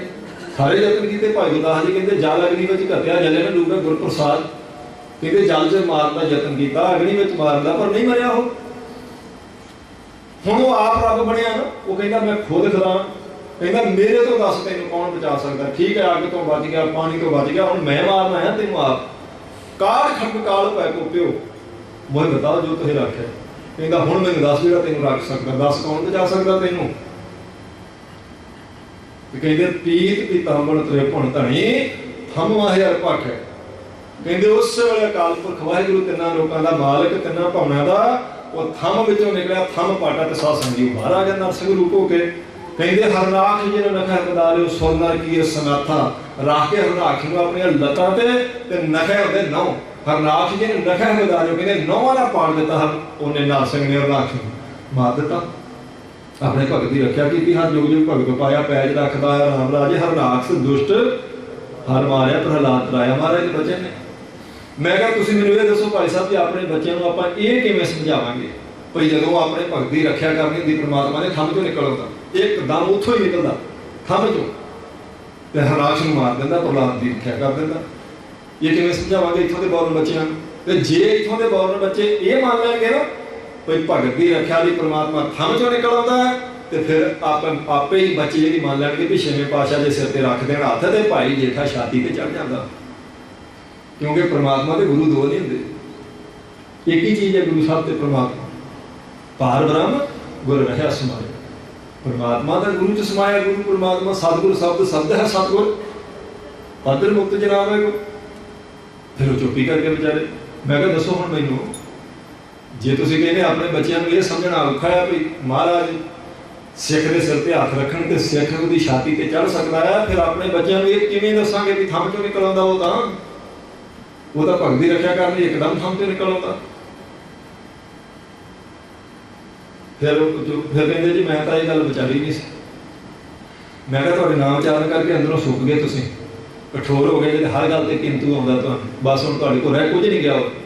कोई कौतक दसो महाराज का कि किदां हो सकता, कोई महाराज साहब जी की बरकत दसो कि ये किदां हो सकता। हाँ साडे को नहीं हो सकता, पर सर्व कला समर्थ को हो सकता। जिन्होंने सारी सृष्टि के मालिक ने उन्होंने हो सकता। ये तो महाराज ने ऐसी नाथे नाल पा दी, फिर भी कुछ शब्द गुरबाणी के गुरु ग्रंथ साहब की भी बाणी है जिन्हों का कोई जवाब नहीं दे सकता। जे भी शब्द ना होता फिर आप की कहते। ये इदा उही बंदा कह सकता जो अंदरों कठोर है, सुक गया, अंदर ही सुक गया, मर गया बेचारे। जिवें मस्कीन जी ने आख्या ना, कहते असल च जिस सिख के अंदरों सिक्खी मर जाए वो साध संगत मरिया नूं मत्था टेकदा, मुर्दे नूं मुर्दा ही पूज सकता है, जिंदा नहीं पूज सकता। क्यों कलगीधर पातशाह दे वचन ने गोड़ बड़ी मट भूर ना माने, जिहदे अंदरों मर ही गया सारा कुछ ਉਹਦਾ ਫਿਰ ਅੰਦਰ ਹੀ ਸਾਧ ਸੰਗਤ ਦੀ ਕਠੋਰ ਹੋ ਜਾਂਦਾ। ਹੁਣ ਕਠੋਰ ਅੰਦਰ ਨੂੰ ਜੋ ਮਰਜ਼ੀ ਗਿਆਨ ਸੁਣਾਈ ਜਾਓ, ਉਹਨੂੰ ਕੋਈ ਫਰਕ ਨਹੀਂ ਜੇ ਪੈਂਦਾ, ਕਿਉਂਕਿ ਫਰਕ ਤਾਂ ਮਨ ਤੇ ਪੈਣਾ ਨਾ, ਮਨ ਤਾਂ ਸੁੱਕ ਚੁੱਕਾ। ਇਸ ਲਈ ਹਾਂ, ਗੁਰੂ ਦੇ ਸ਼ਬਦ ਕਰਕੇ ਕਹਿੰਦੇ ਤੁਸੀਂ ਕਠੋਰ ਮਨ ਨੂੰ ਟਿਕਾਣੇ ਲਿਆ ਸਕਦੇ, ਕਿਉਂਕਿ ਸ਼ਬਦ ਨੇ ਨਾ ਮਹਾਰਾਜ ਹੁਣ ਬਾਹਰ ਦਾ ਸ਼ਬਦ ਸੀ ਤਾਂ ਚੁੱਪ ਕਰ ਗਿਆ ਉਹ ਵਿਚਾਰਾ। ਕਹਿੰਦਾ ਹਾਂ ਗੱਲ ਤਾਂ ਠੀਕ ਹੈ ਕਿ ਜੇ ਆਪਾਂ ਬੱਚਿਆਂ ਨੂੰ ਇਹ ਸਮਝਾ ਲਾਂਗੇ ਕਿ ਥੰਮ ਚੋਂ ਨਿਕਲ ਆਉਂਦਾ, ਫਿਰ ਤਾਂ ਇਹ ਉਹਨਾਂ ਨੂੰ ਸਮਝਣਾ ਹੀ ਪਵੇਗਾ ਵੀ ਮਹਾਰਾਜ ਕਿਰਪਾ, ਕਿਉਂਕਿ ਗੁਰੂ ਤੇ ਪਰਮੇਸ਼ਰ ਕਿਹੜੇ ਦੋ ਨੇ? ਜੋ ਮਹਾਰਾਜ ਕਰ ਸਕਦੇ ਨੇ ਉਹੀ ਅਕਾਲ ਪੁਰਖ ਕਰਦਾ, ਜੋ ਅਕਾਲ ਪੁਰਖ ਕਰ ਸਕਦਾ ਉਹ ਗੁਰੂ ਸਾਹਿਬ ਕਰ ਸਕਦੇ, ਸਮਰੱਥ ਨੇ ਮਹਾਰਾਜ। ਪਰ ਜਿਨ੍ਹਾਂ ਦਾ ਹਿਰਦਾ ਕਠੋਰ ਹੋਵੇ ਸਾਧ ਸੰਗਤ, ਫਿਰ ਉਹ ਕਹਿੰਦੇ ਉਹ ਮਹਾਰਾਜ ਨੂੰ ਕੀ ਲੋੜ ਹੈ ਜੀ, ਕੰਬਲ ਦੇਈ ਜਾਂਦੇ, ਏਸੀ ਲਾਈ ਜਾਂਦੇ, ਪੱਖਾ ਲੈ, ਮਹਾਰਾਜ ਨੂੰ ਕਿਤੇ ਗਰਮੀ ਲੱਗਦੀ, ਕਹਿਣਗੇ ਮਹਾਰਾਜ ਨੂੰ ਠੰਡ ਲੱਗਦੀ। ਤਾਂ ਕਿਹਨੂੰ ਨਹੀਂ ਪਤਾ ਮਹਾਰਾਜ ਨੂੰ ਗਰਮੀ ਤੇ ਠੰਡ ਨਹੀਂ ਲੱਗਦੀ? ਸਭ ਨੂੰ ਪਤਾ ਮਹਾਰਾਜ ਦਾ ਰੇਪ ਨੇ, ਪਰ ਕੀ ਮਹਾਰਾਜ ਦਾ ਸਤਿਕਾਰ ਨਾ ਕਰੀਏ? ਮਹਾਰਾਜ ਨੂੰ ਕੀ ਗੱਲ ਹੁਣ ਗਰਮੀ ਠੰਡ ਲੱਗਣ ਲੱਗ ਗਈ? ਗੁਰੂ ਸਾਹਿਬ ਨੂੰ ਗਰਮੀ ਉਦੋਂ ਵੀ ਨਹੀਂ ਸੀ ਲੱਗਦੀ ਜਦੋਂ ਤਤੀ ਰੋਟੇ ਬੈਠੇ ਸੀ। ਜੇ ਗਰਮੀ ਲੱਗਦੀ ਹੁੰਦੀ ਤਾਂ ਸੱਚੇ ਪਾਤਸ਼ਾਹ ਜੀ ਸਮਝੌਤਾ ਕਰਦੇ, ਛਾਲੇ ਛਾਲੇ ਹੋਇਆ ਸਰੀਰ, ਦੂਜੇ ਦਿਨ ਉਬਲਦੀ ਦੇਗ, ਤੀਜੇ ਦਿਨ ਸੀਸ 'ਚ ਰੇਤਾ। ਮਹਾਰਾਜ ਕਹਿੰਦੇ ਨਹੀਂ, ਇਹ ਨਹੀਂ ਜਰਿਆ ਜਾਂਦਾ, ਗਰਮੀ ਬਹੁਤ ਲੱਗਦੀ ਹੈ। ਜੇਠ ਦਾ ਮਹੀਨਾ, ਤਤੀ ਰੋਹ ਤੇ ਬਹਿਣਾ ਸੌਖਾ ਕੰਮ ਨਹੀਂ ਸਾਧ ਸੰਗਤ ਜੀ। ਭੁਲੇਖੇ ਨਾ ਤਵੇ ਤੇ ਹੱਥ ਲੱਗ ਜਾਏ ਤਾਂ ਚੀਕਾਂ ਨਿਕਲ ਜਾਂਦੀਆਂ, ਤੇ ਸਾਰਾ ਦਿਨ ਬੈਠੇ ਰਹਿਣਾ ਤਾਂ ਦੋ ਤਾਂਬੇ ਵਾਂਗ ਤਪੀ ਥੱਲੇ ਅੱਗ ਬਣਦੀ ਹੋਵੇ, ਗਰਮੀ ਉਦੋਂ ਨਹੀਂ ਸੀ ਲੱਗਦੀ ਮਹਾਰਾਜ ਨੂੰ। ਮਹਾਰਾਜ ਸੁੱਖ ਤੋਂ, ਦੁੱਖ ਤੋਂ, ਸਰਦੀ ਤੋਂ, ਗਰਮੀ ਤੋਂ ਨਿਰਲੇਪ ਹੁੰਦੇ ਨੇ। ਗੁਰੂ ਸ਼ਕਤੀ ਦਾ ਨਾਮ ਵਿਅਕਤੀ ਦਾ ਨਹੀਂ, ਵਿਅਕਤੀਤਾ ਵਿੱਚ ਤਾਂ ਗੁਰੂ ਸਾਹਿਬ ਵਰਤੇ ਨੇ ਸਾਡਾ ਭਲਾ ਕਰਨ ਲਈ। ਉਵੇਂ ਗੁਰੂ ਇੱਕ ਤਾਕਤ ਹੈ, ਗੁਰੂ ਸ਼ਕਤੀ ਨੂੰ ਆਖੀਦਾ, ਉਹ ਨਿਰਲੇਪ ਹੁੰਦੀ ਹੈ। ਤੇ ਉਹ ਸ਼ਕਤੀ ਸ਼ਬਦ ਵਿੱਚ ਹੋਵੇ ਤਾਂ ਵੀ ਨਿਰਲੇਪ ਹੈ, ਸਰੀਰ 'ਚ ਹੋਵੇ ਤਾਂ ਵੀ ਨਿਰਲੇਪ ਹੈ। ਜੇ ਨਿਰਲੇਪ ਨਾ ਹੁੰਦੇ ਤਤੀ ਰੋਹ ਤੇ ਕਦੇ ਨਾ ਬਹਿੰਦੇ, ਉਦੋਂ ਵੀ ਨਹੀਂ ਸੀ ਮਹਾਰਾਜ ਨੂੰ ਗਰਮੀ ਲੱਗਦੀ। ਜੇ ਮਹਾਰਾਜ ਨੂੰ ਠੰਡ ਸਤਾਉਂਦੀ ਹੁੰਦੀ, ਉਹਦੀਆਂ ਰਾਤਾਂ ਵਿੱਚ, ਅੱਜ ਕੱਲ੍ਹ ਦੇ ਦਿਨਾਂ ਵਿੱਚ ਮਹਾਰਾਜ ਸੱਚੇ ਪਾਤਸ਼ਾਹ ਇੰਨੇ ਮੀਲ ਪੈਂਡਾ ਚੱਲ ਕੇ ਕਦੀ ਨਾ ਤੁਰ ਕੇ ਆਉਂਦੇ। ਮਾਛੀ ਵਾਲੇ ਦੇ ਜੰਗਲਾਂ 'ਚ ਬਿਨਾਂ ਕਿਸੇ ਰਜਾਈ ਕਰਾਈ ਤੋਂ ਬੈਠੇ ਨੇ, ਬਿਨਾਂ ਜੋੜੇ ਤੋਂ, ਨੰਗੇ ਚਰਨੀ, ਪੂਰਾ ਦਿਨ ਇੰਨੀ ਠੰਡ ਤੇ ਇੰਨੀ ਸਰਦੀ ਹੈ, ਪਰ ਗੁਰੂ ਸਾਹਿਬ ਫਿਰ ਵੀ ਅਕਾਲ ਪੁਰਖ ਦੇ ਸਾਧ ਸੰਗਤ ਜੀ ਪ੍ਰੇਮ ਵਿੱਚ ਪ੍ਰਸੰਨ ਨੇ, ਜੁੜੀ ਸੁਰਤਾਂ ਨੂੰ। ਜੇ ਠੰਡ ਸਤਾਉਂਦੀ ਤਾਂ ਫਿਰ ਸੱਚੇ ਪਾਤਸ਼ਾਹ ਜੀ ਜ਼ਰੂਰ ਕੋਈ ਨਾ ਕੋਈ ਕਿਤੇ ਨਾ ਕਿਤੇ ਸਮਝੌਤਾ ਕਰਦੇ। ਮਹਾਰਾਜ ਕਹਿੰਦੇ ਤੋਖ ਤੁਖਾਰ ਨਾ ਵਿਆਪਈ ਕੰਠ ਮਿਲਿਆ ਹਰ ਨਾ ਹੋ। ਤੁਖਾਰ ਸਰਦੀ ਨੂੰ ਕਹਿੰਦੇ, ਆ ਮਹੀਨਾ ਜਾਵੇ ਨਾ ਉਹਦਾ, ਕਹਿੰਦੇ ਗੁਰਮੁਖੋ ਜਿਹੜੇ ਅਕਾਲ ਪੁਰਖ ਨਾਲ ਅੰਦਰੋਂ ਭੇਦ ਹੋ ਜਾਂਦੇ, ਉਹਨਾਂ ਨੂੰ ਸਰਦੀ ਗਰਮੀ ਕਦੇ ਨਹੀਂ ਜੀ ਸਤਾਉਂਦੀ। ਉਹ ਸਰਦੀ ਤੋਂ, ਗਰਮੀ ਤੋਂ, ਦੁੱਖ ਤੋਂ, ਸੁੱਖ ਤੋਂ, ਭੁੱਖ ਤੋਂ, ਤਰੇ ਤੋਂ ਉੱਪਰ ਚਲੇ ਜਾਂਦੇ ਆ। ਹੁਣ ਆ ਬਚਨ ਪੜੋ ਭਾਈ ਗੁਰਦਾਸ ਜੀ ਦਾ, ਉਹ ਕਹਿੰਦੇ ਸੁਣ ਪ੍ਰਤਾਪ ਕਬੀਰ ਦਾ ਦੂਜਾ ਸਿੱਖ ਹੋਵਾ ਸੈਣ ਨਾਈ, ਪ੍ਰੇਮ ਭਗਤ ਰਾਤੀ ਕਰੇ ਭਲਕੇ ਰਾਜ ਦੁਆਰੇ ਜਾਈ। ਹੁਣ ਜੇ ਭਾਈ ਗੁਰਦਾਸ ਜੀ ਨੂੰ ਪੁੱਛੀਏ ਮਹਾਰਾਜ ਤੁਸੀਂ ਕਹਿੰਦੇ ਜੇ ਪ੍ਰੇਮ ਭਗਤ ਰਾਤੀ ਕਰੇ, ਰਾਤੀ ਭਗਤੀ ਕਰਦੇ ਆ, ਤੇ ਦਿਨੇ ਤੁਸੀਂ ਕਹਿੰਦੇ ਜੇ ਭਲਕੇ ਰਾਜ ਦੁਆਰੇ ਜਾਈ, ਦਿਨੇ ਉਹ ਰਾਜੇ ਦੀ ਆਪਣੀ ਡਿਊਟੀ ਤੇ ਚੱਲ ਜਾਂਦੇ, ਤਾਂ ਸੌਂਦੇ ਕਿਹੜੇ ਵੇਲੇ? ਭਗਤ ਸੈਣ ਜੀ ਨੂੰ ਸੌਣ ਦੀ ਲੋੜ ਨਹੀਂ ਪੈਂਦੀ। ਭਗਤ ਨੂੰ ਸਾਧ ਸੰਗਤ ਜੀ ਵਾਕਿਆ ਸੌਣ ਦੀ ਲੋੜ ਨਹੀਂ ਜੇ ਪੈਂਦੀ। ਉਹਦੀ 15 ਮਿੰਟ ਦੀ ਨੀਂਦ ਉਹਦਾ ਸਾਰਾ ਥਕੇਵਾ ਉਤਾਰ ਦਿੰਦੀ ਹੈ। ਅਸੀਂ 15 ਘੰਟੇ ਸੌਂ ਕੇ ਵੀ ਕਈ ਵਾਰੀ ਡਿੱਗਦੇ ਹੀ ਫਿਰਦੇ, ਉਹਨਾਂ ਦਾ ਨੀਂਦ ਤੇ ਉਹ ਉੱਪਰ ਚਲੇ ਜਾਂਦੇ, ਭੁੱਖ ਤੋਂ, ਨੀਂਦ ਤੋਂ, ਦੁੱਖ ਤੋਂ, ਸੁੱਖ ਤੋਂ ਉੱਪਰ ਹੁੰਦੇ ਨੇ। ਉਹ ਬਦੇ ਮੁਕਤ ਆਪਾਂ ਨੂੰ ਕਹਿੰਦੇ ਹੈ ਦੇਹ ਵਿੱਚ, ਪਰ ਦੇਹ ਦੇ ਸਾਧ ਸੰਗਤ ਜੀ ਬੰਧਨਾਂ 'ਚ ਕੈਦ ਨਹੀਂ ਹੁੰਦੇ ਉਹ ਗੁਰਮੁਖ। ਇਸ ਲਈ ਉਹ 10 ਮਿੰਟ ਸੌਣ ਵਾਧੂ ਹੈ ਉਹਨਾਂ ਦਾ। ਉਹ ਇਹਨਾਂ ਚੀਜ਼ਾਂ ਤੋਂ ਉੱਪਰ ਚੱਲ ਜਾਂਦੇ, ਪਰ ਹੁਣ ਕਠੋਰ ਹਿਰਦੇ ਵਾਲੇ ਨੂੰ ਕੌਣ ਸਮਝਾਵੇ? ਕਿੰਨੀਆਂ ਕੁ ਗੱਲਾਂ ਤੇ ਸਾਧ ਸੰਗਤ ਜੀ ਫਿਰ ਬੰਦਾ ਇਹਨਾਂ ਨਾਲ ਸਿੰਘ ਫਸਾਵੇ। ਉਹ ਤਾਂ ਕਹਿੰਦੇ ਬਾਬੇ ਦੀਪ ਸਿੰਘ ਦਾ ਸਿਰ ਨਹੀਂ ਲੱਥਾ ਜੀ, 5 ਪੈਰਾਂ ਦੇ ਲਾ ਕੇ ਜੋੜੇ ਨਹੀਂ, ਕਹਿੰਦੇ ਲਾ ਦੇਣ ਤਾਂ ਮੁੜ ਕੇ ਜੋੜ ਹੀ ਨਹੀਂ ਸਕਦੇ। ਹੁਣ ਇਹ ਤੁਸੀਂ ਦੱਸੋ ਵੀ ਇਹ ਕਿੰਤੂ 5 ਪਿਆਰਿਆਂ ਦੇ ਕਿ ਕਲਗੀਧਰ ਪਾਤਸ਼ਾਹ ਤੇ ਜੀ ਨੇ ਲਾਇਆ ਮੁੜ ਕੇ ਉਹਨੂੰ ਜੋੜ ਨਹੀਂ ਸਕਦਾ? ਬਾਣੀ ਦਾ ਕਹਿੰਦੀ ਸਤਿਗੁਰ ਮੇਰਾ ਮਾਰ ਜੀ ਵੱਲ ਹੈ, ਸਤਿਗੁਰ ਮੇਰਾ ਸਰਪ੍ਰਭ। ਮਹਾਰਾਜ ਤਾਂ ਕਹਿੰਦੇ ਨੇ ਪ੍ਰਭ ਭਾਵੈ ਬਿਨ ਸਾਸ ਤੇ ਰੱਖੇ, ਉਹਨੂੰ ਭਾਉਂਦਾ ਸਵਾਸਾਂ ਤੋਂ ਬਿਨਾਂ ਹੀ ਰੱਖ ਸਕਦਾ। ਅਸੀਂ ਕਹਿੰਦੇ ਜੀ ਲਾ ਕੇ ਜੋੜ ਕੇ ਦੱਸ ਸਕਦੇ। ਉਹ ਨਿਊਯਾਰਕ ਇੱਕ ਵਾਰੀ ਸਾਧ ਸੰਗਤ ਜੀ ਕੋਈ ਬੜੇ ਬੜੇ ਤਰਕਵਾਦੀ ਹੁੰਦੇ ਨਾ ਕਠੋਰ, ਉੱਥੇ ਆਪਣੇ ਗੁਰਮੁਖ ਪਿਆਰੇ ਸਿੰਘ ਨੌਜਵਾਨ 10-15-20 ਟੈਕਸੀ ਚਲਾਉਂਦੇ, ਉਹ ਕਹਿੰਦੇ ਜੀ ਇੱਕ ਬੰਦੇ ਨੇ ਸਾਡੇ ਨਾਲ ਬੜੇ ਦਿਨਾਂ ਦਾ ਬਹਿਸ ਜੀ ਚਲਾਈ ਆ। ਉਹ ਕਹਿੰਦਾ ਮੈਂ ਅੰਮ੍ਰਿਤ ਛਕਣ ਲਈ ਤਾਂ ਤਿਆਰ ਹਾਂ, ਪਰ ਛਕਾਂਗਾ ਉਹਨਾਂ 5 ਪਿਆਰਿਆਂ ਨੂੰ ਜਿਹੜੇ ਸਿਰ ਲਾ ਕੇ ਜੋੜ ਸਕਦੇ ਹੋ, ਕਿਉਂਕਿ ਗੁਰੂ ਸਾਹਿਬ ਨੇ ਲਾ ਕੇ ਜੋੜੇ ਸੀ ਨਾ। ਬਈ ਜੇ ਇਹੋ ਜਿਹੇ 5 ਪਿਆਰੇ ਹੈਗੇ ਜਿਹੜੇ ਸਿਰ ਲਾ ਕੇ ਜੋੜ ਸਕਦੇ, ਤੇ ਮੈਂ ਛਕ ਲਾਂਗਾ। ਕਿ ਉਹਨੂੰ ਕੀ ਜਵਾਬ ਦੇਈਏ? ਮੈਂ ਕਿਹਾ ਛੱਡੋ ਉਹਨਾਂ, ਤੂੰ ਸਿਰ ਨਹੀਂ ਫਸਾਉਣ ਦੀ ਲੋੜ, ਰਹਿਣ ਦੇ। ਪਰ ਜੇ ਉਹਨੇ ਛਕ ਲਿਆ ਤੇ ਫਿਰ ਕਿਹੜਾ ਪੰਥ ਢਿੱਲੇ ਤੇ ਚੜ੍ਹ ਚੱਲਿਆ, ਤੇ ਨਾ ਛਕੇਗਾ ਫਿਰ ਪੰਥ ਡੇਟ ਪੈਣ ਲੱਗਾ ਕਿਤੇ। ਇਹੋ ਜਿਹੇ ਬਥੇਰੇ ਤੁਰੇ ਫਿਰਦੇ। ਨਹੀਂ ਕਹਿੰਦੇ ਜੀ ਉਹ ਰੋਜ਼ ਸਤਾਉਂਦਾ ਸਾਨੂੰ, ਉਹਨੂੰ ਕੀ ਜਵਾਬ ਦੇਈਏ? ਮੈਂ ਕਿਹਾ ਚਲੋ ਮੈਨੂੰ ਕਹਿਣਾ ਤਾਂ ਨਹੀਂ ਚਾਹੀਦਾ, ਪਰ ਉਹਨੂੰ ਅੱਜ ਸੁਣਾ ਦੇ ਦਿਓ ਕਿ 24 ਤਰੀਕ ਨੂੰ ਅੰਮ੍ਰਿਤ ਸੰਚਾਰ ਹੈ, ਆ ਜਾਵੇ ਕੇਸੀ ਇਸ਼ਨਾਨ ਕਰਕੇ, ਮੈਂ ਗਰੰਟੀ ਕਰਦਾ ਲਾ ਦਿਆਂਗੇ, ਸਿਰ ਤੇ ਜੋੜ ਵੀ ਦੇਵਾਂਗੇ।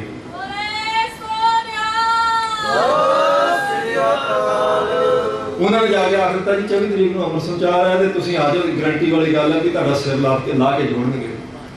ਉਹਨੇ ਅੰਮ੍ਰਿਤ ਛਕਣ ਤੇ ਕੀ ਆਉਣਾ ਸੀ, 에ਅਰਪੋਰਟ ਤੇ ਟੈਕਸੀ ਲਾਉਣੀ ਬੰਦ ਕਰ ਦਿੱਤੀ। ਉਹਨੂੰ ਪਤਾ ਲੱਗ ਗਿਆ ਲਾ ਦੇਣਾ ਦੇਣਾ ਜੁੜੇ ਖਰੇ ਨੇ ਤਾਂ ਜੁੜੇ ਮੁੜ ਕੇ ਨਾ ਹੀ, ਫਿਰ ਕੀ ਕਰੂਗਾ?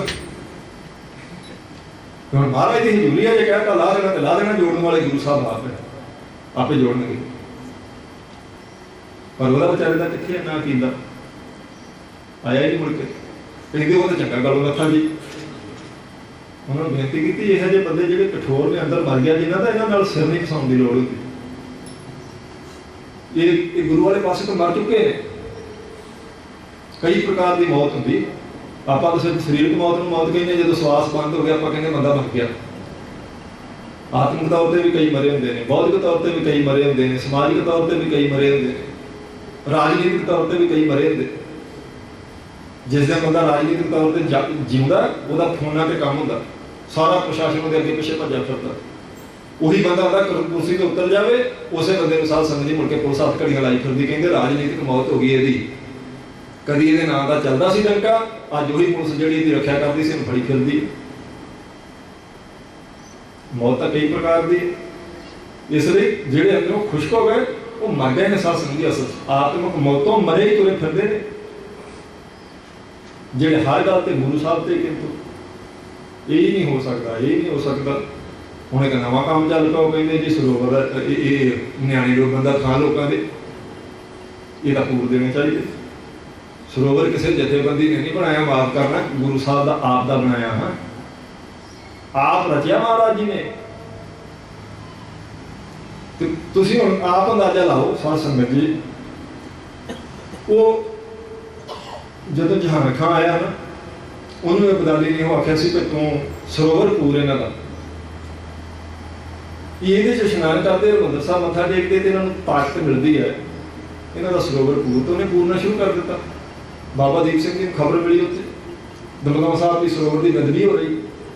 ਹੁਣ ਫਰਕ ਕੀ ਰਹਿ ਗਿਆ? ਇਹ ਸਾਡੇ ਗੁਰਮੁਖ ਆਖੀ ਜਾਂਦੇ ਵੀ ਨਿਆਣੇ ਡੋਬਣ ਦਾ ਠਾਂ, ਉਦੋਂ ਤੇ ਪਾਣੀ ਇਕੱਠਾ ਕਰਨਾ ਸੀ ਤਾਂ ਮਹਾਰਾਜ ਨੇ ਇਹ ਬੰਦ ਕਰ ਦੇਣੇ ਚਾਹੀਦੇ ਆ। ਉਹ ਦੂਜੀ ਤਰ੍ਹਾਂ ਕਹਿੰਦਾ ਸੀ ਬੰਦ ਕਰ ਦੇ। ਸੋਚ ਤਾਂ ਇੱਕੋ ਹੀ ਆ ਦੋਨਾਂ ਦੀ। ਉਹ ਵੀ ਕਹਿੰਦਾ ਸੀ ਸਰੋਵਰ ਬੰਦ ਕਰਦੇ, ਇਹ ਵੀ ਕਹਿੰਦੇ ਬੰਦ ਕਰ ਦਿਓ। ਫਰਕ ਕੋਈ ਨਹੀਂ ਆਇਆ, ਅੰਦਰ ਦੋਨਾਂ ਦੇ ਸੁੱਕੇ ਨੇ। ਇੰਨਾ ਫਰਕ ਆ ਵੀ ਇਹਨਾਂ ਕਿਰਪਾਨ ਪਾਈ ਆਪਾਂ ਨੂੰ ਭੁਲੇਖਾ ਪਾਉਣ ਲਈ, ਵੇਖਣ ਨੂੰ ਸਿੱਖ ਲੱਗਦੇ ਆ, ਉਹ ਸਿੱਧੇ ਮੁਸਲਮਾਨ ਸੀ। ਹੋਰ ਫਰਕ ਕੋਈ ਨਹੀਂ ਹੈਗਾ, ਸੋਚ ਸੇਮ ਹੈ। ਸਿੱਖੀ ਦੇ ਉਨੇ ਹੀ ਦੁਸ਼ਮਣ ਨੇ ਜਿੰਨੇ ਉਹ ਸੀ। ਸਾਰਾ ਜੋਰ ਮਹਾਰਾਜ ਜੀ ਦੇ ਸਾਧ ਸੰਗਤ ਜੀ ਕੌਤਕਾਂ ਤੇ ਹੀ ਲੱਗਾ। ਇਹ ਵੀ ਨਹੀਂ ਚਾਹੀਦਾ, ਇਹ ਵੀ ਨਹੀਂ ਚਾਹੀਦਾ, ਇਹ ਨਹੀਂ ਹੋਣਾ ਚਾਹੀਦਾ। ਸਰੋਵਰ ਦੱਸੋ ਕਿਸੇ ਸਿੱਖ ਨੇ ਬਣਾਇਆ? ਗੁਰੂ ਰਾਮਦਾਸ ਸਾਹਿਬ ਮਹਾਰਾਜ ਜੀ ਨੇ ਸਰੋਵਰ ਰਚਿਆ। ਪੰਜਵੇਂ ਪਾਤਸ਼ਾਹ ਜੀ ਨੇ ਉਹਦੇ ਕਿਨਾਰੇ ਪੱਕੇ ਕਰਾਏ। ਕਹਿੰਦੇ ਜੀ ਉਹ ਆ ਕੇ ਇਹ ਤਾਂ ਪਾਣੀ ਨਹੀਂ ਸੀ ਉਦੋਂ ਹੁੰਦਾ, ਸਾਰੇ ਇਕੱਠਾ ਇਸ਼ਨਾਨ ਕਰਨਾ, ਤਾਂ ਮਹਾਰਾਜ ਨੇ ਇਹ ਬਣਾ ਦਿੱਤਾ। ਚਲੋ ਜੇ ਸਿਰਫ ਇਸ਼ਨਾਨ ਕਰਨ ਲਈ ਬਣਾਇਆ ਤਾਂ ਬੌਲੀ ਕਿਉਂ ਬਣਾਈ? ਉਹ ਤਾਂ ਬਿਲਕੁਲ ਤਾਂ ਬਿਆਸ ਦਰਿਆ ਦੇ ਕਿਨਾਰੇ ਤੇ ਇਸ਼ਨਾਨ ਕਰ ਲਈ ਤਾਂ ਉੱਥੇ ਪਤਨ ਬਣਿਆ, ਫਿਰ ਬੌਲੀ ਦੀ ਕੀ ਲੋੜ ਹੈ? ਜੇ ਸਿਰਫ ਇਸ਼ਨਾਨ ਦਾ ਹੀ ਮਤਲਬ ਹੈ ਤੇ ਇਸ਼ਨਾਨ ਤਾਂ ਫਿਰ ਕਰਦੇ ਹੀ ਨੇ ਸਾਰੇ, ਉੱਥੋਂ ਹੀ ਤਾਂ ਗਾਗਰ ਜਾਂਦੀ ਰਹੀ ਖਡੂਰ ਸਾਹਿਬ। ਫਿਰ ਬਿਆਸ ਦਰਿਆ ਦੇ ਪਤਨ ਤੇ ਇਸ਼ਨਾਨ ਤਾਂ ਕਰਦੇ ਹੀ ਨੇ ਸਾਰੇ, ਫਿਰ ਉਹਦੇ ਬਿਲਕੁਲ ਕੰਢੇ ਤੇ ਬੌਲੀ ਬਣਾਉਣ ਦੀ ਕੀ ਲੋੜ ਮਹਾਰਾਜ ਨੂੰ? ਪਰ ਨਹੀਂ, ਗੁਰੂ ਅਮਰਦਾਸ ਮਹਾਰਾਜ ਨੇ ਆਖਿਆ ਉੱਥੇ ਇਸ਼ਨਾਨ ਕਰਨ ਤੇ ਇੱਥੇ ਇਸ਼ਨਾਨ ਕਰਨ ਤੇ ਜ਼ਮੀਨ ਅਸਮਾਨ ਦਾ ਫਰਕ ਹੈ ਗੁਰਮੁਖੋ। ਉਹ ਮਹਾਰਾਜ ਦਾ ਰਚਿਆ ਹੋਇਆ ਤੀਰਥ ਹੈ। ਉੱਥੇ ਮਹਾਰਾਜ ਨੇ ਆਖਿਆ ਵੀ ਜੇ ਇੱਥੇ ਕੋਈ ਇੱਕ ਪੌੜੀ ਤੇ ਇੱਕ ਵਾਰੀ ਇਸ਼ਨਾਨ ਕਰਕੇ ਜਪਜੀ ਸਾਹਿਬ ਦਾ ਪਾਠ ਕਰੇ, ਉਹਦੀ 84 ਕੱਟ ਦਿਆਂਗੇ। ਫਿਰ ਕਹਿੰਦੇ ਬੜਾ ਰੌਲਾ ਪਾਇਆ, ਕਹਿੰਦੇ ਜੀ ਲੈ ਪਾਣੀ ਕਿੱਦਾਂ ਕਿਸੇ ਦੀ 84 ਕੱਟ ਸਕਦਾ, ਇੱਟਾਂ ਕਿੱਦਾਂ ਕਿਸੇ ਦੀ 84 ਕੱਟ ਸਕਦੇ? ਉਹ ਕਮਲਿਓ, ਪਾਣੀ ਨੇ ਤੇ ਇੱਟਾਂ ਨੇ 84 ਨਹੀਂ ਕੱਟਣੀ, 84 ਗੁਰੂ ਅਮਰਦਾਸ ਸਾਹਿਬ ਜੀ ਦੇ ਬਚਨ ਨੇ ਕੱਟਣੀ ਆ। ਜਿਹੜਾ ਬਚਨ ਦਾ ਤੀਰ ਮਹਾਰਾਜ ਜੀ ਨੇ ਚਲਾ ਦਿੱਤਾ ਉਹ ਕੱਟੇਗਾ 84। ਗਿਰ ਬਸਦਾ ਜਲ ਪਵਨ ਜਾਏਗਾ, ਇੱਕ ਸਾਧ ਬਚਨ ਅਟਵਾਦਾ। ਕਹਿੰਦੇ ਗਿਰ ਪਰਬਤ, ਬਸਦਾ ਧਰਤੀ, ਜਲ ਸਮੁੰਦਰ ਤੇ ਪਵਨ ਹਵਾ। ਇਹ ਸਾਰਾ ਕੁਝ ਸੁੱਕ ਸਕਦਾ, ਮੁੱਕ ਸਕਦਾ, ਖਤਮ ਹੋ ਸਕਦਾ, ਪਰ ਪੂਰੇ ਦੇ ਮੁਖ ਤੋਂ ਨਿਕਲਿਆ ਬਚਨ ਖਾਲੀ ਨਹੀਂ ਜਾ ਸਕਦਾ। ਚੌਥੇ ਪਾਤਸ਼ਾਹ ਦੇ ਬਚਨ ਨੇ ਗਿਰ ਬਸਦਾ ਜਲ ਪਵਨ ਜਾਏਗੋ, एक साध बचन अटलादा, वो अटल वचन है। तो जे महाराज ने आख्या ना कट्टी जाएगी 84, कोई दुनिया की ताकत रोक नहीं सकती, बिल्कुल कट्टी जाएगी, ये कोई शंका नहीं है, क्योंकि महाराज ने आख्या कट्टी जाएगी। पानी के ढेटा ने नहीं कटने, गुरु अमरदास साहब जी के बचन ने कटने। वो गल भी फिर बना दी जी सिर्फ इशनान की गल। ये गल्लां साध संगत जी जो अंदर सुक जाता ना बंदे का, कठोर हो जाता, फिर इदां दी गल्लां चलदियां। ਇਹਦੀ ਲੋੜ ਹੀ ਨਹੀਂ, ਇਹਦੀ ਲੋੜ ਹੀ ਨਹੀਂ, ਪਰ ਤੇਰੀ ਕੀ ਲੋੜ ਹੈ ਬੰਦਾ ਭਲੇ ਪੁੱਛੇ ਉਹਨੂੰ। ਇਹਨਾਂ ਚੀਜ਼ਾਂ ਦੀ ਨਹੀਂ ਲੋੜ ਤਾਂ ਤੂੰ ਕੀ ਕਰਦਾ ਦੁਨੀਆ ਤੇ, ਤੇਰੀ ਕਿੰਨੀ ਕੁ ਲੋੜ ਹੈ ਦੱਸੋ? ਤੇਰੇ ਬਿਨਾਂ ਸਮਾਜ ਚੱਲਦਾ ਨਹੀਂ ਪਿਆ।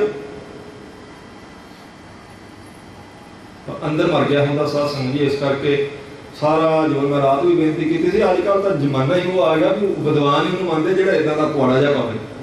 ਇੰਨੀ ਬੜਾ ਖੋਜੀ ਹੈ ਬਈ, ਕੀ ਖੋਜਿਆ ਤੁਸੀਂ? ਬੰਦਾ ਪੁੱਛੋ 5 ਤੱਤਾਂ ਦੇ ਨਾਲ ਇੱਕ ਤੱਤ ਰਲਾ ਤਾਂ ਖੋਜ ਕੇ 6 ਕਰ ਦਿੱਤੇ। ਵੀ ਜੇ ਕੋਈ ਖੋਜੀ ਆ ਤਾਂ 6ਵਾਂ ਤੱਤ ਬਣਾ ਕੇ ਵਿਖਾ ਦੇ। ਮਹਾਰਾਜ ਕਹਿੰਦੇ 5 ਤੱਤ ਕਰ ਤੁਧ ਸ੍ਰਿਸ਼ਟ ਸਭ ਸਾਜੀ, ਕੋਈ 6ਵਾਂ ਕਰਿਓ ਜੇ ਕਿਛ ਕੀਤਾ ਹੋਵੇ। ਜੇ ਕੋਈ ਫਿਰ ਨਵੀਂ ਖੋਜ ਕਰ ਸਕਦਾ ਆ 6ਵਾਂ ਤੱਤ ਬਣਾਓ। ਅੱਜ ਤੱਕ ਨਹੀਂ ਬਣਿਆ ਕਿਸੇ ਕੋਲ, ਸਾਰੀ ਸ੍ਰਿਸ਼ਟੀ 5 ਤੱਤਾਂ ਦੀ ਚੱਲਦੀ ਪਈ।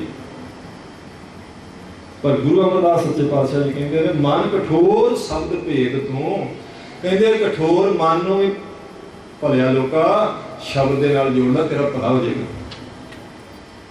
ਬਚ ਜਾਵੇਗਾ। ਜੇ ਮਹਾਰਾਜ ਸੱਚੇ ਪਾਤਸ਼ਾਹ ਜੀ ਦੇ ਸ਼ਬਦ ਨਾਲ ਜੁੜ ਜਾਵੇ, ਕਿਉਂਕਿ ਸ਼ਬਦ ਗੁਰੂ ਹੈ। ਗੁਰੂ ਸਾਹਿਬ ਜੀ ਦਾ ਪੱਲਾ ਫੜ ਲਿਆ, ਕਠੋਰ ਮਨ ਵਾਲਾ ਪਾਪੀ ਪਾਮਰਤਾਈ ਵਾਲਾ ਵੀ ਕਰ ਜਾਵੇਗਾ, ਪਰ ਤਾਂ ਜੇ ਭਰੋਸਾ ਰੱਖੇ ਮਹਾਰਾਜ ਤੇ। ਸ਼ਾਂਤ ਵਸੈ ਮਨ ਆਏ, ਇਹਦੇ ਮਨ ਦੇ ਅੰਦਰ ਸ਼ਾਂਤੀ ਆ ਕੇ ਵਸੇਗੀ, ਕਿਉਂਕਿ ਪ੍ਰਮਾਤਮਾ ਆਪ ਸ਼ਾਂਤੀ ਸਰੂਪ ਹੈ ਨਾ, ਉਹ ਖੁਦ ਸੁਖ ਸਰੂਪ ਹੈ। ਉਹ ਅਕਾਲ ਪੁਰਖ ਵਾਹਿਗੁਰੂ ਅੰਦਰ ਵਸੇਗਾ ਕਿ ਸ਼ਾਂਤੀ ਵਿਚਕਾਰ ਕਮਾਵਣੀ। ਕਹਿੰਦੇ ਨੇ ਜਿਹੜੀ ਕਾਰ ਹੈ ਨਾ ਜਨਮ ਦਾ, ਜਨਮ ਸਫਲ ਕਰਨ ਵਾਲੀ ਸਭ ਤੋਂ ਉੱਤਮ ਕਾਰ ਇਹ ਸ਼ਾਂਤੀ 'ਚ ਹੀ ਹੋ ਸਕਦੀ ਹੈ। ਭਾਵ ਮਨ ਸ਼ਾਂਤ ਹੋਇਆ ਤਾਂ ਸਮਝੋ ਜਨਮ ਸਫਲ ਹੋ ਗਿਆ। ਮਨ ਹੀ ਸਾਧ ਸੰਗਤ ਜੀ ਉਚਾਟ ਰਹਿੰਦਾ ਨਾ ਹਰ ਵੇਲੇ, ਮਨ ਦੌੜਾ ਫਿਰਦਾ ਭੱਜਾ ਫਿਰਦਾ। ਕਦੇ ਇਹੀ ਸ਼ਿਕਾਇਤਾਂ ਆਪਾਂ ਨੂੰ ਮਿਲਦੀਆਂ ਨੇ ਜੀ, ਮਨ ਟਿਕਦਾ ਹੀ ਨਹੀਂ ਜੀ, ਮਨ ਟਿਕਦਾ ਹੀ ਨਹੀਂ ਜੀ। ਬਹੁਤ ਕਹਿੰਦੇ ਜੀ ਅੱਗੋਂ ਪਿੱਛੋਂ ਸਗੋਂ ਮਾੜਾ ਮੋਟਾ ਠੀਕ ਹੁੰਦਾ, ਜਦੋਂ ਗੁਟਕਾ ਸਾਹਿਬ ਫੜ ਗਏ ਉਹ ਤਾਂ ਬਿਲਕੁਲ ਹੀ ਨਹੀਂ ਟਿਕਦਾ। ਗੁਰੂ ਨਾਨਕ ਦੇਵ ਮਹਾਰਾਜ ਕਹਿੰਦੇ ਹਾਂ ਇਦਾਂ ਹੀ ਹੋਣੀ। ਉਹ ਕਹਿੰਦੇ ਨੇ ਜੋ ਕਣਕੋ ਕੋਠਾਰੀ ਚੜਿਓ ਕਬਰੋ ਹੋਤ ਫਿਰੋ, ਜਾਤੇ ਸੁਧ ਪਏ ਹੈ 12 ਦਬਦੇ ਥਾਨ ਫਿਰੋ। ਜੋ ਕਣਕੋ ਕੋਠਾਰੀ, ਕਣਕ ਹੁੰਦਾ ਸੋਨਾ, ਕੋਠਾਰੀ ਦੀ ਕੋਠਾਰੀ ਜਿਹਦੇ ਵਿੱਚ ਸੋਨਾ ਸਾਧ ਸੰਗਤ ਜੀ ਉਹ ਪਾਉਂਦੇ ਨੇ ਗਰਮ ਕਰਦੇ।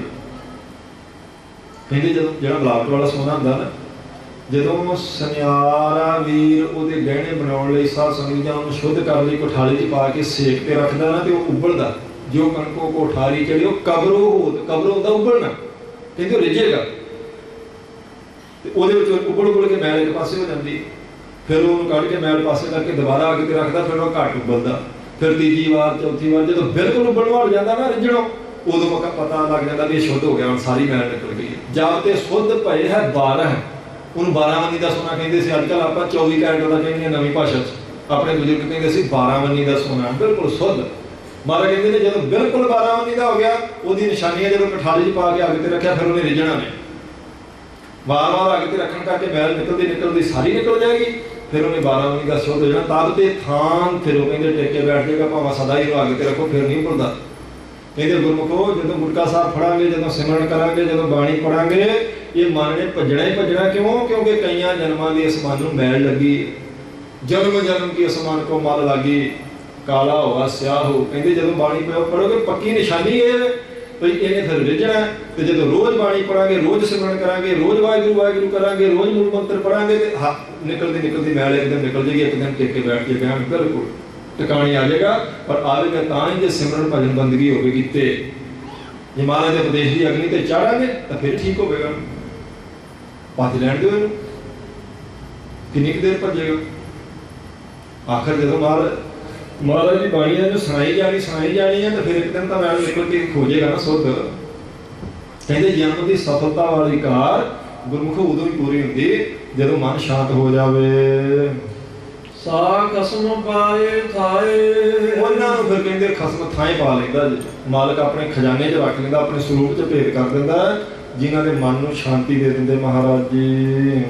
ਨਾਨਕ ਕਾਮ ਕ੍ਰੋਧ ਕਿਨੈ ਨਾ ਪਾਇਓ। ਕਹਿੰਦੇ ਕਾਮ ਕ੍ਰੋਧ ਦੇ ਵਿੱਚ ਫਸੇ ਹੋਏ ਨੇ, ਕਿਸੇ ਨੇ ਅੱਜ ਤੱਕ ਪ੍ਰਮਾਤਮਾ ਪ੍ਰਾਪਤ ਨਹੀਂ ਕੀਤਾ।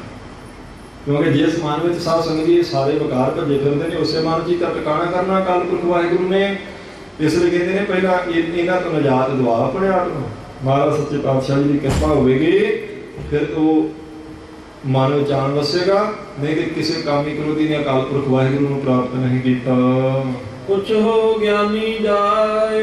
ਇਹਦੇ ਗਿਆਨੀਆਂ ਨੂੰ ਜਾ ਕੇ ਪੁੱਛ ਲਓ। ਗਿਆਨੀ ਉਹ ਨਹੀਂ ਸਾਧ ਸੰਗਤ ਜਿਹਨੇ ਕੱਪੜੇ ਹੋਰ ਤਰ੍ਹਾਂ ਦੇ ਪਾਏ ਹੋਣ ਗਿਆਨੀਆਂ ਵਰਗੇ। ਆਪਾਂ ਤਾਂ ਵਿਸ਼ੇਸ਼ ਕੱਪੜੇ ਵਾਲੇ ਨੂੰ ਵੀ ਕਹਿ ਦਿੰਦੇ ਨਾ ਗਿਆਨੀ ਜੀ, ਸਤਿਕਾਰ ਨਾਲ ਕਹਿਣਾ ਚਾਹੀਦਾ, ਕੋਈ ਮਾੜੀ ਗੱਲ ਨਹੀਂ। ਪਰ ਅਸਲ ਇੱਥੇ ਗਿਆਨੀ ਦਾ ਅਰਥ ਹੈ ਜਿਹੜਾ ਬ੍ਰਹਮ ਗਿਆਨੀ, ਆਤਮ ਗਿਆਨੀ। ਕਹਿੰਦੇ ਕਿਸੇ ਆਤਮ ਗਿਆਨੀ ਨੂੰ ਜਾ ਕੇ ਪੁੱਛੋ ਇਹ ਗੱਲ। ਪੁੱਛੋ ਗਿਆਨੀ ਜਾਏ। ਕੀ ਕਹਿੰਦੇ ਨੇ? ਪੁੱਛੋ ਕਾਮ ਕ੍ਰੋਧ ਕਿਹਨੇ ਨਾ ਪਾਏ। ਇਹ ਹੁਣ ਗਿਆਨਵਾਨ ਬੰਦਾ ਦੱਸ ਸਕਦਾ ਵੀ ਜਿਸ ਬੰਦੇ ਦੇ ਹਿਰਦੇ ਵਿੱਚ ਵਿਕਾਰ ਭਰੇ ਪਏ ਨੇ ਉਹ ਪਰਮਾਤਮਾ ਨੂੰ ਪ੍ਰਾਪਤ ਨਹੀਂ ਕਰ ਸਕਦਾ। ਜਿਹਨੇ ਪ੍ਰਾਪਤ ਕੀਤਾ ਉਹ ਹੀ ਦੱਸ ਸਕਦਾ ਵੀ ਪਹਿਲਾਂ ਮਨ ਦੀ ਅਵਸਥਾ ਕੈਸੀ ਹੋਵੇ, ਫਿਰ ਹੀ ਹੈ। ਕਿਸੇ ਵਿਵੇਕੀ ਨੂੰ, ਕਿਸੇ ਗਿਆਨੀ ਨੂੰ ਪੁੱਛਾਂਗੇ ਉਹੀ ਦੱਸੇਗਾ। ਮਹਾਰਾਜ ਕਹਿੰਦੇ ਕਿਸੇ ਗਿਆਨੀ ਨੂੰ ਪੁੱਛ ਲਓ ਭਾਈ। ਇਸ ਕਰਕੇ ਮਨ ਦੀ ਪਵਿੱਤਰਤਾ ਵਾਸਤੇ ਤਾਂ ਆਪਾਂ ਸੰਗਤ ਕਰੀਦੀ ਹੈ। ਜਿੰਨੀ ਵਾਰ ਆਪਣੇ ਮੁਖ ਤੋਂ ਸਾਧ ਸੰਗਤ ਜੀ ਕੋਈ ਵਾਹਿਗੁਰੂ ਵਾਹਿਗੁਰੂ ਕਹਿ ਲਵੇਗਾ, ਇਹ ਪੱਕੀ ਗੱਲ ਹੈ, ਨਿਸ਼ਚੈਵਾਚਕ ਗੱਲ। ਕੋਈ ਆਪਣੇ ਮੁਖ ਤੋਂ ਨਿਕਲਿਆ ਹੋਇਆ ਵਾਹਿਗੁਰੂ ਜਿਹੜਾ ਵਿਅਰਥ ਕਦੇ ਨਹੀਂ ਜਾਵੇਗਾ। ਮਹਾਰਾਜ ਇਹਦਾ ਮੁੱਲ ਦੇਣਗੇ ਆਪਾਂ। ਜਿੰਨੀ ਵਾਰ ਜਪਜੀ ਸਾਹਿਬ ਦੇ ਪਾਠ ਕੀਤੇ, ਰਹਿ ਰਸ ਜ਼ਿੰਦਗੀ 'ਚ ਜਿੰਨੀ ਵਾਰ ਆਪਾਂ ਕੀਤੇ, ਇਹਦਾ ਫਲ ਦੇਣਾ ਮਹਾਰਾਜ ਨੇ ਆਪਾਂ ਨੂੰ। ਵਿਅਰਥ ਨਹੀਂ ਜਾਵੇਗਾ ਇਹ ਸਮਾਂ।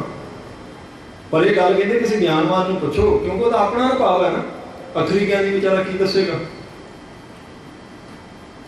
ਉਹ ਫਿਰ ਜੇ ਚੰਗਾ ਅਖਰੀ ਗਿਆਨੀ ਇਹ ਵੀ ਦੱਸ ਸਕਦਾ ਕਿ ਮਹਾਰਾਜ ਭਲਾ ਕਰ ਦਿੰਦੇ ਆ, ਤੇ ਜੇ ਉਹ ਜਿਹਾ ਫਿਰ ਇਹ ਵੀ ਦੱਸ ਸਕਦਾ ਕਿ ਨਹੀਂ ਇੱਥੇ ਜਿੰਨੇ ਮਰਜ਼ੀ ਮੱਥੇ ਟੇਕੋ ਕੋਈ ਫਰਕ ਨਹੀਂ ਪੈਣਾ। ਕਿਉਂਕਿ ਇੱਕ ਵਾਰੀ ਇੱਕ ਗੁਰਮੁਖ, ਮੈਂ ਨਾਂ ਲੈਣਾ ਤਾਂ ਉਹਨਾਂ ਦਾ ਹੁਣ ਜਾਇਜ਼ ਨਹੀਂ ਸਮਝਦਾ, ਉਹਨਾਂ ਨੇ ਬੋਲਿਆ ਸੀ ਇੱਕ ਵਾਰੀ, ਉਹਦੇ ਸਾਧ ਸੁਣੋ ਜੀ, ਆ ਵੇਖੋ ਮਹਾਰਾਜ ਦੀ ਬਾਣੀ ਆ, ਕਰਮਗਤੀ ਕਦੇ ਨਹੀਂ ਮਿਟਦੀ। ਭਾਵੇਂ ਜਿੰਨੇ ਮਰਜ਼ੀ ਮੱਥੇ ਟੇਕੋ, ਸੁਖਮਨੀ ਸਾਹਿਬ ਕਰਾਓ, ਜੋ ਮਰਜ਼ੀ ਕਰੀ ਚਲੋ, ਭਾਵੇਂ ਖੰਡ ਪਾਠ ਸਾਹਿਬ ਕਰਵਾਓ, ਸਿਮਰਨ ਭਜਨ, ਕੋਈ ਫਰਕ ਨਹੀਂ ਪੈਣਾ। ਜੋ ਭਾਗਾਂ 'ਚ ਲਿਖਿਆ ਮਹਾਰਾਜ ਨੇ ਹੋਣਾ ਉਹ ਹੀ ਹੈ। ਤਾਂ ਉਹਨਾਂ ਤੋਂ ਬਾਅਦ ਟਾਈਮ ਸੀ, ਮੈਂ ਬੇਨਤੀ ਕੀਤੀ ਵੀ ਭਾਈ ਸਾਹਿਬ ਨੂੰ ਬੇਨਤੀ ਜਰਾ ਕਿ ਬੈਠ ਜਾਣ, ਹੁਣ ਜਾਇਓ ਨਾ, ਮੜ ਜਾ ਆਪਾਂ ਖੁੱਲ੍ਹ ਗਈ ਇਹ ਗੱਲ। ਭਈ ਜੇ ਮਿਲਣਾ ਹੀ ਕੁਛ ਨਹੀਂ ਤਾਂ ਫਿਰ ਤਾਂ ਮਹਾਰਾਜ ਨੂੰ ਅਵਤਾਰ ਲੈ ਕੇ ਆਉਣ ਦੀ ਵੀ ਕੋਈ ਲੋੜ ਨਹੀਂ ਸੀ। ਜੇ ਸੰਗਤ ਕੀਤੇ ਆ, ਸਿਮਰਨ ਕੀਤੇ ਆ, ਵਾਹਿਗੁਰੂ ਵਾਹਿਗੁਰੂ ਕੀਤੇ ਆ, ਬਾਣੀ ਦਾ ਨਿਤਨੇਮ ਕੀਤੇ ਆ, ਆਪਾਂ ਨੂੰ ਕੋਈ ਫਰਕ ਨਹੀਂ ਪੈਣਾ। ਤਾਂ ਗੁਰੂ ਸਾਹਿਬ ਬੜਾ ਵੱਡਾ ਭੁਲੇਖਾ ਪਾਵੇ, ਆਪਾਂ ਫਰਕ ਪੈਣਾ ਨਹੀਂ ਸੀ। ਉਹਨਾਂ ਪ੍ਰਮਾਣਤਾ ਕਹਿੰਦੇ ਵੇਖੋ ਮਹਾਰਾਜ ਕਹਿੰਦੇ ਲੇਖ ਨਾ ਮਿਟੀ ਹੈ ਸਕੀ ਜੋ ਲਿਖਿਆ ਕਰਤਾ। ਠੀਕ ਹੈ ਗੱਲ, ਲੇਖ ਨਹੀਂ ਮਿਟਦਾ ਸਾਧ ਸੰਗਤ ਜੀ। ਜੋ ਕਰਤਾਰ ਨੇ ਲਿਖ ਦਿੱਤਾ ਨਾ, ਆਪਣੇ ਕੋਲ ਤਾਂ ਨਹੀਂ ਮਿਟਣਾ, ਜਿੰਨੇ ਮਰਜ਼ੀ ਯਤਨ ਚਲਾਕੀਆਂ ਕਰ ਲਈਏ, ਪਰ ਜਿਹਨੇ ਲਿਖਿਆ ਉਹਦੇ ਵਾਸਤੇ ਮਿਟਣਾ ਔਖਾ ਨਹੀਂ ਹੁੰਦਾ। ਜਿਹਨੇ ਲਿਖਿਆ ਨਾ ਉਹ ਤਾਂ ਉਹ ਮਾਤਾ ਸੁਲੱਖਣੀ ਚੰਬੇ ਦੀ ਰਹਿਣ ਵਾਲੀ, ਤੇ ਛੇਵੇਂ ਪਾਤਸ਼ਾਹ ਨੂੰ ਕਹਿੰਦੀ ਮਹਾਰਾਜ ਪੁੱਤਰ ਬਖਸ਼ੋ। ਮਹਾਰਾਜ ਕਹਿੰਦੇ ਲਿਖਿਆ ਨਹੀਂ ਤੇਰੇ ਭਾਗਾਂ। ਅਦਾਸ ਹੋ ਗਈ, ਰੋਣ ਲੱਗ ਪਈ। ਭਾਈ ਗੁਰਦਾਸ ਜੀ ਨੇ ਆਖਿਆ ਰੋ ਨਾ। ਕਹਿੰਦੀ ਹੁਣ ਤਾਂ ਮਹਾਰਾਜ ਨੇ ਨਾ ਕਰਦੀ, ਮੈਂ ਤਾਂ ਬੜੀ ਵਡਿਆਈ ਸੁਣੀ ਸੀ ਮਹਾਰਾਜ ਦੀ ਵੀ ਮਹਾਰਾਜ ਨੂੰ ਜੋ ਮੰਗੋ ਦੇ ਦਿੰਦੇ ਆ। ਭਾਈ ਗੁਰਦਾਸ ਜੀ ਨੇ ਕਿਹਾ ਫਿਰ ਕੀ ਨਾ ਕਰਤੀ, ਤੇ ਕੱਲ ਨੂੰ ਫੇਰ ਸੈਰ ਕਰਨ ਲਈ ਆਉਣਾ ਹੀ ਹੈ ਮਹਾਰਾਜ ਨੇ ਇਸੇ ਟਾਈਮ। ਇਹ ਜਿੱਥੇ ਘਟਨਾ ਘਟੀ ਉੱਥੇ ਗੁਰਦੁਆਰਾ ਸੰਗਰਾਣਾ ਸਾਹਿਬ ਬਣਿਆ, ਅੰਮ੍ਰਿਤਸਰ ਤੋਂ ਤਰਨਤਾਰਨ ਸਾਹਿਬ ਨੂੰ ਆਪਾਂ ਜਾਈਏ ਤੇ ਉੱਥੇ ਜਾ ਕੇ ਦਰਸ਼ਨ ਕਰਿਓ, ਉੱਥੇ ਘਟੀ ਹੈ ਘਟਨਾ। ਭਾਈ ਗੁਰਦਾਸ ਜੀ ਕਹਿੰਦੇ ਉਦਾਸ ਹੋਣ ਦੀ ਲੋੜ ਨਹੀਂ, ਤੂੰ ਇਉਂ ਕਰੀ ਮਾਤਾ ਕੱਲ ਨੂੰ ਫੇਰ ਆਵੀਂ। ਕੱਲ ਨੂੰ ਫਿਰ ਮਹਾਰਾਜ ਨੂੰ ਇਹ ਬੇਨਤੀ ਕਰੀ, ਤੇ ਜੇ ਕੱਲ ਵੀ ਮਹਾਰਾਜ ਇਹੀ ਜਵਾਬ ਦੇਣਗੇ ਤੇ ਕਾਗਜ਼ ਤੇ ਕਲਮ ਤੇ ਸਿਆਹੀ ਪੱਲੇ ਬੰਨ ਕੇ ਲੈ ਕੇ ਆਵੀਂ। ਜਦੋਂ ਮਹਾਰਾਜ ਕਹਿਣਗੇ ਨਹੀਂ ਲਿਖਿਆ ਤੇ ਮਹਾਰਾਜ ਨੂੰ ਕਲਮ ਫੜਾ ਗਿਆ ਕਿ ਆ ਲਓ ਦੇਖੋ, ਫਿਰ ਜੇ ਨਹੀਂ ਲਿਖਿਆ ਇਦਾਂ ਹੀ ਹੋਈ। ਅਗਲੇ ਦਿਨ ਮਹਾਰਾਜ ਸਿੰਘ ਪਾਤਸ਼ਾਹ ਜੀ ਸੈਰ ਲਈ ਨਿਕਲੇ, ਨਾਲ ਸਿੱਖ ਸਾਰੇ। ਫੇਰ ਮਾਤਾ ਨੇ ਘੋੜੇ ਦੇ ਅੱਗੇ ਹੋਈ ਖਲੋਤੀ, ਮਹਾਰਾਜ ਕਿਰਪਾ ਕਰੋ, ਉਹ ਬੱਚਾ ਬਖਸ਼ੋ। ਮਹਾਰਾਜ ਨੇ ਤੈਨੂੰ ਕੱਲ ਆਖਿਆ ਸੀ ਮਾਤਾ ਵੀ ਤੇਰੇ ਲਿਖਿਆ ਨਹੀਂ ਮੱਥੇ ਤੇ। ਕਹਿੰਦੀ ਨਹੀਂ ਲਿਖਿਆ ਤਾਂ ਫੜੋ ਕਲਮ, ਆ ਜੇ ਕਾਗਜ਼ ਤੇ ਆ ਲਿਖੋ। ਫਿਰ ਬੜੇ ਖੁਸ਼ ਹੋ ਸਿੰਘ ਪਾਤਸ਼ਾਹ, ਕਹਿੰਦੇ ਫਿਰ ਤੈਨੂੰ ਕਿਹਨੇ ਦੱਸਿਆ? ਕਹਿੰਦੀ ਭਾਈ ਗੁਰਦਾਸ ਨੇ। ਕਹਿੰਦੇ ਲਿਆ ਫਿਰ। ਮਹਾਰਾਜ ਨੇ ਸਾਧ ਸੰਗਤ ਜੀ ਲਿਖਿਆ 7 ਬਖਸ਼ੇ ਇੱਕ ਦੀ ਥਾਂ ਤੇ 7 ਪੁੱਤਰ ਬਖਸ਼ ਦਿੱਤੇ। ਸਾਡੇ ਕੋਲ ਤਾਂ ਨਹੀਂ ਬਦਲ ਸਕਦਾ ਲੇਖ, ਪਰ ਜਿਹਨੇ ਲਿਖਿਆ ਮਹਾਰਾਜ ਕਹਿੰਦੇ ਧਰਮ ਰਾਏ ਦਾ ਕਾਗਜ਼ ਫਾਰੇ। ਧਰਮ ਰਾਇਆ ਕਹਾਂ ਕਰੇਗਾ ਜੋ ਫਾਟਿਓ ਸਗਲੋਂ ਲੇਖਾ। ਗੁਰੂ ਜਦੋਂ ਲੇਖੇ ਵਾਲਾ ਕਾਗਜ਼ ਸਾਫ਼ ਕਰ ਦੇਵੇ ਨਾ, ਫਿਰ ਧਰਮਰਾਜ ਲੇਖਾ ਨਹੀਂ ਪੁੱਛ ਸਕਦਾ। ਤੇ ਜੇ ਆਪਾਂ ਗੁਰਮੁਖਾਂ ਦੀ ਸੰਗਤ ਕੀਤੇ ਆ, ਮਹਾਰਾਜ ਨੇ ਮੱਥਾ ਟੇਕਿਆ, ਬਾਣੀ ਪੜ੍ਹਿਆ, ਸਿਮਰਨ ਕੀਤਾ, ਨਿਤਨੇਮ ਕੀਤਾ, ਜੇ ਬਦਲਣਾ ਹੀ ਨਹੀਂ ਮੱਥਾ ਤੇ ਫਿਰ ਮਹਾਰਾਜ ਦੇ ਚਰਨਾਂ ਤੇ ਮੱਥਾ ਲਾਉਣ ਦਾ ਫਾਇਦਾ ਕੀ? ਦੱਸੋ। ਇਹੀ ਸਵਾਲ ਉਹਨੇ ਸਲਾਹਦੀਨ ਕਾਜੀ ਨੇ ਕੀਤਾ 10ਵੇਂ ਪਾਤਸ਼ਾਹ ਨੂੰ। क्योंकि अरदासी अरदास करते महाराज जी कालो की संगत आई जी, आ कृपा करो जी, आ फलाना सिख आ मंगदा जी।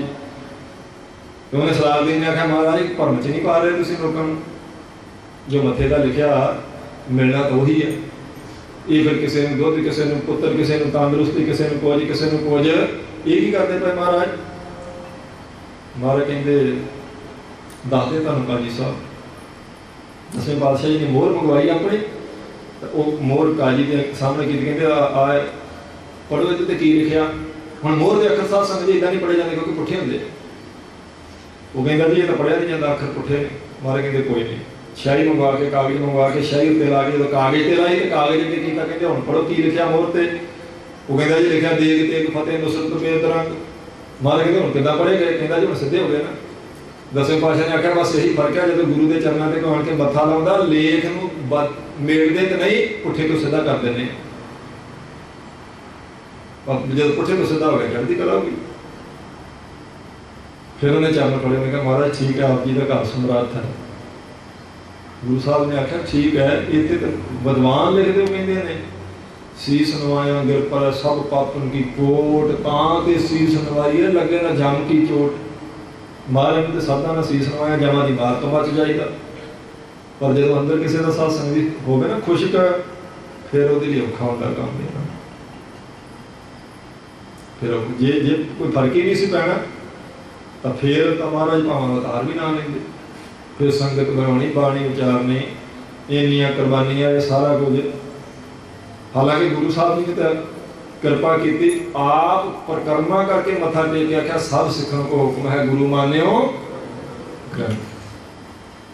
मैं हुक्म करता सारे सिखों को, बेनती नहीं करता, ना मैं अपील ही करता भी मान लियो। महाराज कहते हुक्म है जो सिख पाँदा उन्होंने मेरा हुक्म जे, सब सिखों को हुक्म है गुरु मान्यो ग्रंथ। वो गुरु ग्रंथ साहब जी ने गुरु मानना, हुक्म है मेरा। जे गुरु ने साहब संगत जी भला नहीं करना, महाराज ने कहा तो कहना। इसलिए गुरु साहब जी सर्वकला समर्थ ने, पर यह गल कहते दसू कोई ज्ञानवान ज्ञानी किसी जाके, किसी आत्मज्ञानी ने जाके पूछो। महला तीजा। अगले श्लोक में सतगुरु गुरु अमरदास महाराज कृपा करते हैं जी। मनमुख माया मोह, कहते मनमुख दे तां मन विच साध संगत माया का मोह हुंदा। माया मतलब कल्ले रुपये पैसे नहीं, जो अखां दिखाई दे रहा ना अपन, ये सब माया ही है। सब जो दिखाई देता, कहते मनमुख दे मन विच साध संगत जी माया का मोह हुंदा, दिखाई देने वाले पदार्थों का मोह। जो कुछ दिखाई दे रहा ना, ये सारे रंग तमाशा का मोह हुंदा मन च। इस करके वो मोह वाला बंदा उन्होंने आखे ना भाई बाणी पढ़ लिया करो कितने भला हो जाए। वो कहते भाई साहब जी बाणी की गल छड्डो, पानी की गल दसो कि कितने चंगा मिलता, हल्का पानी हो जो शरीर का रोग कट दे। कई थावां का पानी भारा होंदा, शरीर रोगी हो जाता। कई थावां ते वो कहते जो पानी का दसोगे फिर भी किसी का भला हो जाओगे, पानी बिना तो सरदा पिया, पानी बिना नहीं सरदा। उन्होंने कहना धर्म कमाओ धर्म, वो कहते कोई धंधे की गल दसो जी, धन की गल दसो, धर्म तो बिना तो सरदा टाइम लगता, धन बिना तो कोई वास्ते नहीं चढ़ देता। इस करके धन दी गल्लां करो, धर्म दी ना करो। पर असल में साध संगत जी धर्म ने बेड़ा पार लाना। ताई महाराज 10वें पातशाह ने आख्या मैं धर्म चलाउण लई आया, धर्म चलाउण संतो बाहर। पर कहते मनमुख के मन में जिहड़ा मोह है वो दिखाई देने वाले पदार्थों का, इसलिए वो इस मोह विचों निकल नहीं सकता। नाम ना लगो प्यार, कहते नाम नाल उहदा प्यार कदे नहीं लग सकता। कि थोड़ा बहुत साध संगत जी उधरों वो दूजे पासे तोड़े तो इधर जुड़े ना। बाबे बुले तक सीधा जा बचनों कहते बुलिया और रब का की पाउना, इधरों पटना इधर लाउना, इन्नी गल है। बस गल तो मुक तो इन्नी च गई अखरां विच, पर असल में गल इन्नी सौखी नहीं जी उन्हें आख दी है इधरों पटना इधर लाउना। देखो सौखा काम, इधरों पटना सौखा पिया। तुसीं देखो दुनिया समाज च झाती मारो जरा कि जे किसी ने आखे भी तेरे ब्याह शादी है तो तू उत्थे ढोल ढमका ना करी डीजे ना लावी, वो कहते नहीं जी नहीं वो तो साडा तो नहीं मन करता, पर फुफड़ नहीं मनता, वो भाईया रुस जू।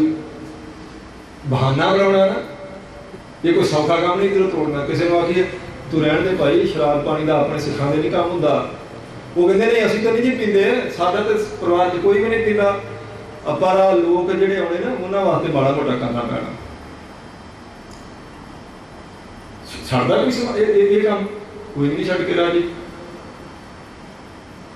ਇਧਰੋਂ ਤੋੜਨਾ ਸੌਖਾ ਕੰਮ ਨਹੀਂ ਹੈ। ਇਧਰੋਂ ਤੋੜੇ ਬੁੱਲਾ ਕਹਿੰਦਾ ਇਧਰੋਂ ਤੋੜ ਇਧਰ ਜੋੜ, ਕੰਮ ਬਿਲਕੁਲ ਸੌਖਾ, ਪਰ ਇਧਰੋਂ ਤੋੜਦਾ ਕੋਈ ਨਹੀਂ।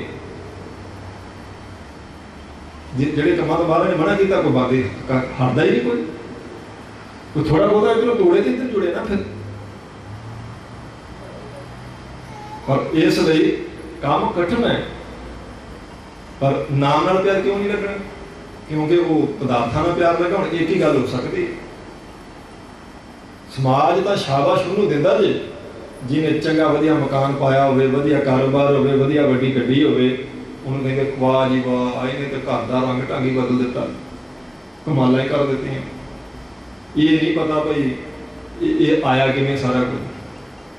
ਧਰਮੀ ਬੰਦੇ ਨੂੰ ਸ਼ਾਬਾਸ਼ ਦਿੰਦਾ ਘੱਟ ਹੀ ਕਿਤੇ ਕੋਈ ਨਜ਼ਰ ਨਹੀਂ ਪੈਂਦਾ, ਬਲਕਿ ਧਰਮੀ ਬੰਦੇ ਨੂੰ ਸਭ ਕਹਿਣਗੇ ਨੂੰ ਵਿਹਲੇ ਨੂੰ ਕੰਮ ਹੀ ਕੋਈ ਨਹੀਂ, ਗੁਰਦੁਆਰੇ ਵੜਿਆ ਰਹਿੰਦਾ ਜਦੋਂ ਵੇਖੀਏ, ਹੋਰ ਇਹਨੂੰ ਕੋਈ ਕੰਮ ਹੀ ਨਹੀਂ ਹੈਗਾ। ਕਿਉਂਕਿ ਦੁਨੀਆ ਨੇ ਤਾਂ ਸ਼ਾਬਾਸ਼ ਉਹਨੂੰ ਹੀ ਦੇਣੀ। ਸਾਧ ਸੰਗਤ ਜੀ, ਮਨ ਮੁਖਾਂ ਕੇਰੀ ਦੋਸਤੀ ਮਾਇਆ ਕਾ ਸੰਬੰਧ।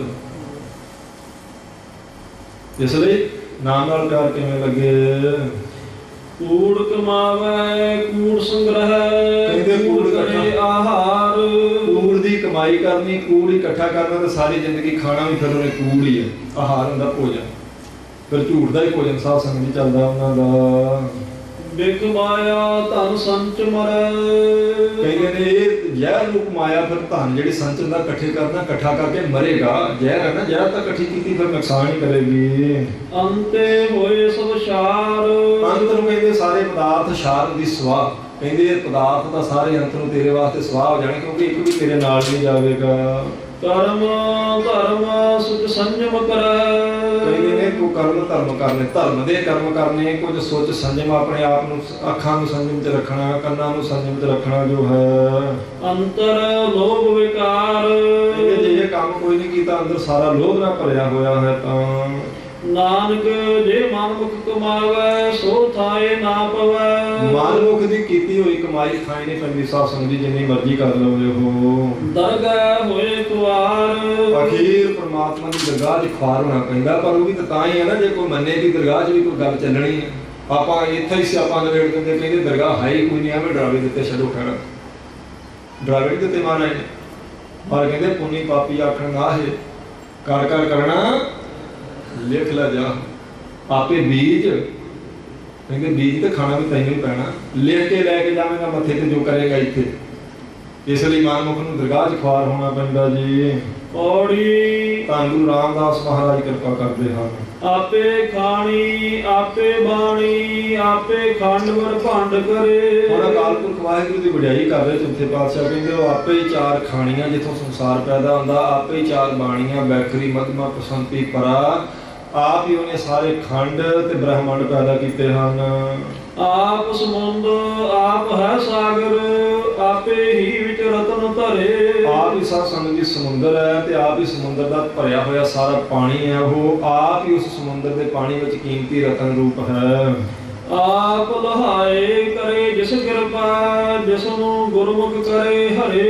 ਕਹਿੰਦੇ ਜਿਸ ਮੁਖੀ ਗੁਰੂ ਦੇ ਚਰਨੀ ਜਿਹੜਾ ਲੱਗ ਗਿਆ ਉਹਦੇ ਉੱਤੇ ਸਾਧ ਸੰਗਤ ਜੀ ਮਹਾਰਾਜ ਦੀ ਕਿਰਪਾ ਹੁੰਦੀ, ਅੰਦਰੋਂ ਸ਼ੁਭ ਗੁਣਾ ਕਰਕੇ ਹਰਿਆ ਭਰਿਆ ਹੋ ਜਾਂਦਾ ਉਹ। ਫਿਰ ਆਪੇ ਭੌਦਲ ਆਪ ਹੈ ਬੋਹਿਥਾ, ਆਪੇ ਖੇਵਟ ਆਪ ਕਰੇ। ਆਪ ਹੀ ਉਹ ਭਉ ਜਲ ਭੈ ਦਾ ਭਰਿਆ ਹੋਇਆ, ਭੈ ਜਲ ਦਾ ਭਰਿਆ ਸਮੁੰਦਰ ਹੈ। ਆਪ ਹੀ ਸਾਧ ਸੰਗਤ ਜੀ ਬੋਹਿਥਾ ਜਹਾਜ਼ ਹੈ, ਆਪ ਹੀ ਖੇਵਟ ਮਲਾਹ ਹੈ ਤੇ ਆਪ ਹੀ ਤਰਨ ਵਾਲਾ। ਭਾਵ ਸਾਰੇ ਪਾਸੇ ਅਕਾਲ ਪੁਰਖ ਵਾਹਿਗੁਰੂ ਹੀ ਹੈ। ਜੋਗੀ ਅੰਦਰ ਜੋਗੀਆ ਤੂੰ, ਭੋਗੀ ਅੰਦਰ ਭੋਗੀਆ, ਤਰਾਂ ਤਨਾ ਪਾਇਆ ਸੁਰਗ ਮਛ ਪਿਆਲ। ਜੋ ਕਹਿੰਦੇ ਸਭ ਦੇ ਅੰਦਰ ਤਾਂ ਤੂੰ ਆਪ ਹੀ ਬੈਠਾ, ਭਾਵੇਂ ਕੋਈ ਜੋਗੀ ਆ, ਭਾਵੇਂ ਭੋਗੀ ਆ, ਭਾਵੇਂ ਕੋਈ ਹੈ, ਸਾਰੇ ਪਾਸੇ ਅਕਾਲ ਪੁਰਖ ਵਾਹਿਗੁਰੂ ਹੀ ਹੈ। ਆਪੇ ਕਰੇ ਕਰਾਏ ਕਰਤਾ, ਅਗਰ ਨਾ ਦੂਜਾ ਤੁਝੇ ਸਰੇ। ਕਹਿੰਦੇ ਅਕਾਲ ਪੁਰਖ ਵਾਹਿਗੁਰੂ ਆਪ ਹੀ ਸਾਰੇ ਕਾਰਜਾਂ ਨੂੰ ਕਰਨ ਵਾਲਾ, ਔਰ ਨਾ ਦੂਜਾ ਤੁਝੇ ਸਰੇ। ਸਾਰਨ ਦਾ ਸਾਧ ਸੰਗਤ ਜੀ ਸਦਰਸ਼ ਬਰਾਬਰ। ਕਹਿੰਦੇ ਹੋਰ ਅਕਾਲ ਪੁਰਖ ਵਾਹਿਗੁਰੂ ਦੇ ਬਰਾਬਰ ਕੋਈ ਨਹੀਂ ਹੈ। ਗੁਰਮੁਖੋ ਆਪ ਹੀ ਹੈ, ਉਹ ਸਾਰੇ ਪਾਸੇ ਸਰਬ ਸ਼ਕਤੀਮਾਨ। ਇਹ ਧੰਨ ਗੁਰੂ ਅਮਰਦਾਸ ਮਹਾਰਾਜ ਤੇ ਸਤਿਗੁਰੂ ਗੁਰੂ ਰਾਮਦਾਸ ਸੱਚੇ ਪਾਤਸ਼ਾਹ ਜੀ ਨੇ ਅੰਮ੍ਰਿਤ ਵੇਲੇ ਦੇ ਸ੍ਰੀ ਮੁਖ ਵਾਕ ਵਿੱਚ ਸਾਧ ਸੰਗਤ ਦੀ ਕਿਰਪਾ ਕੀਤੀ। ਸਤਿਗੁਰੂ ਜੀ ਦੇ ਗੁਣ ਗਾਉਂਦਿਆਂ ਮਹਾਰਾਜ ਜੀ ਦੀ ਪਾਵਨ ਪਵਿੱਤਰ ਬਾਣੀ ਦੀ ਵਿਚਾਰ ਕਰਦਿਆਂ ਹੋਈਆਂ ਭੁੱਲਾਂ ਚੁੱਕਾਂ ਦੀ ਖਿਮਾ ਆਪ ਸਾਰੀਆਂ ਸੰਗਤਾਂ ਨੇ ਗੁਰਮੁਖਾਂ ਨੇ ਬਖਸ਼ ਦੇਣੀ ਜੀ। ਲੇਖਾ ਕਿਤੇ ਨਾ ਛੁੱਟੀ ਹੈ ਫੇਖਣ ਪੂਰਨਹਾਰ ਬਖਸ਼ਣਹਾਰ ਬਖਸ਼ ਲੈ ਨਾਨਕ ਪਾਰੇ ਪਰ ਅਗਲਾ ਪ੍ਰੋਗਰਾਮ ਗੁਰਮੁਖਾਂ ਤੋਂ ਸਰਵਣ ਕਰੋ, ਲਾਹਾ ਪ੍ਰਾਪਤ ਕਰੋ। ਪ੍ਰੇਮ ਨਾਲ ਫਤਿਹ ਦਾ ਜਵਾਬ ਦੇਣਾ।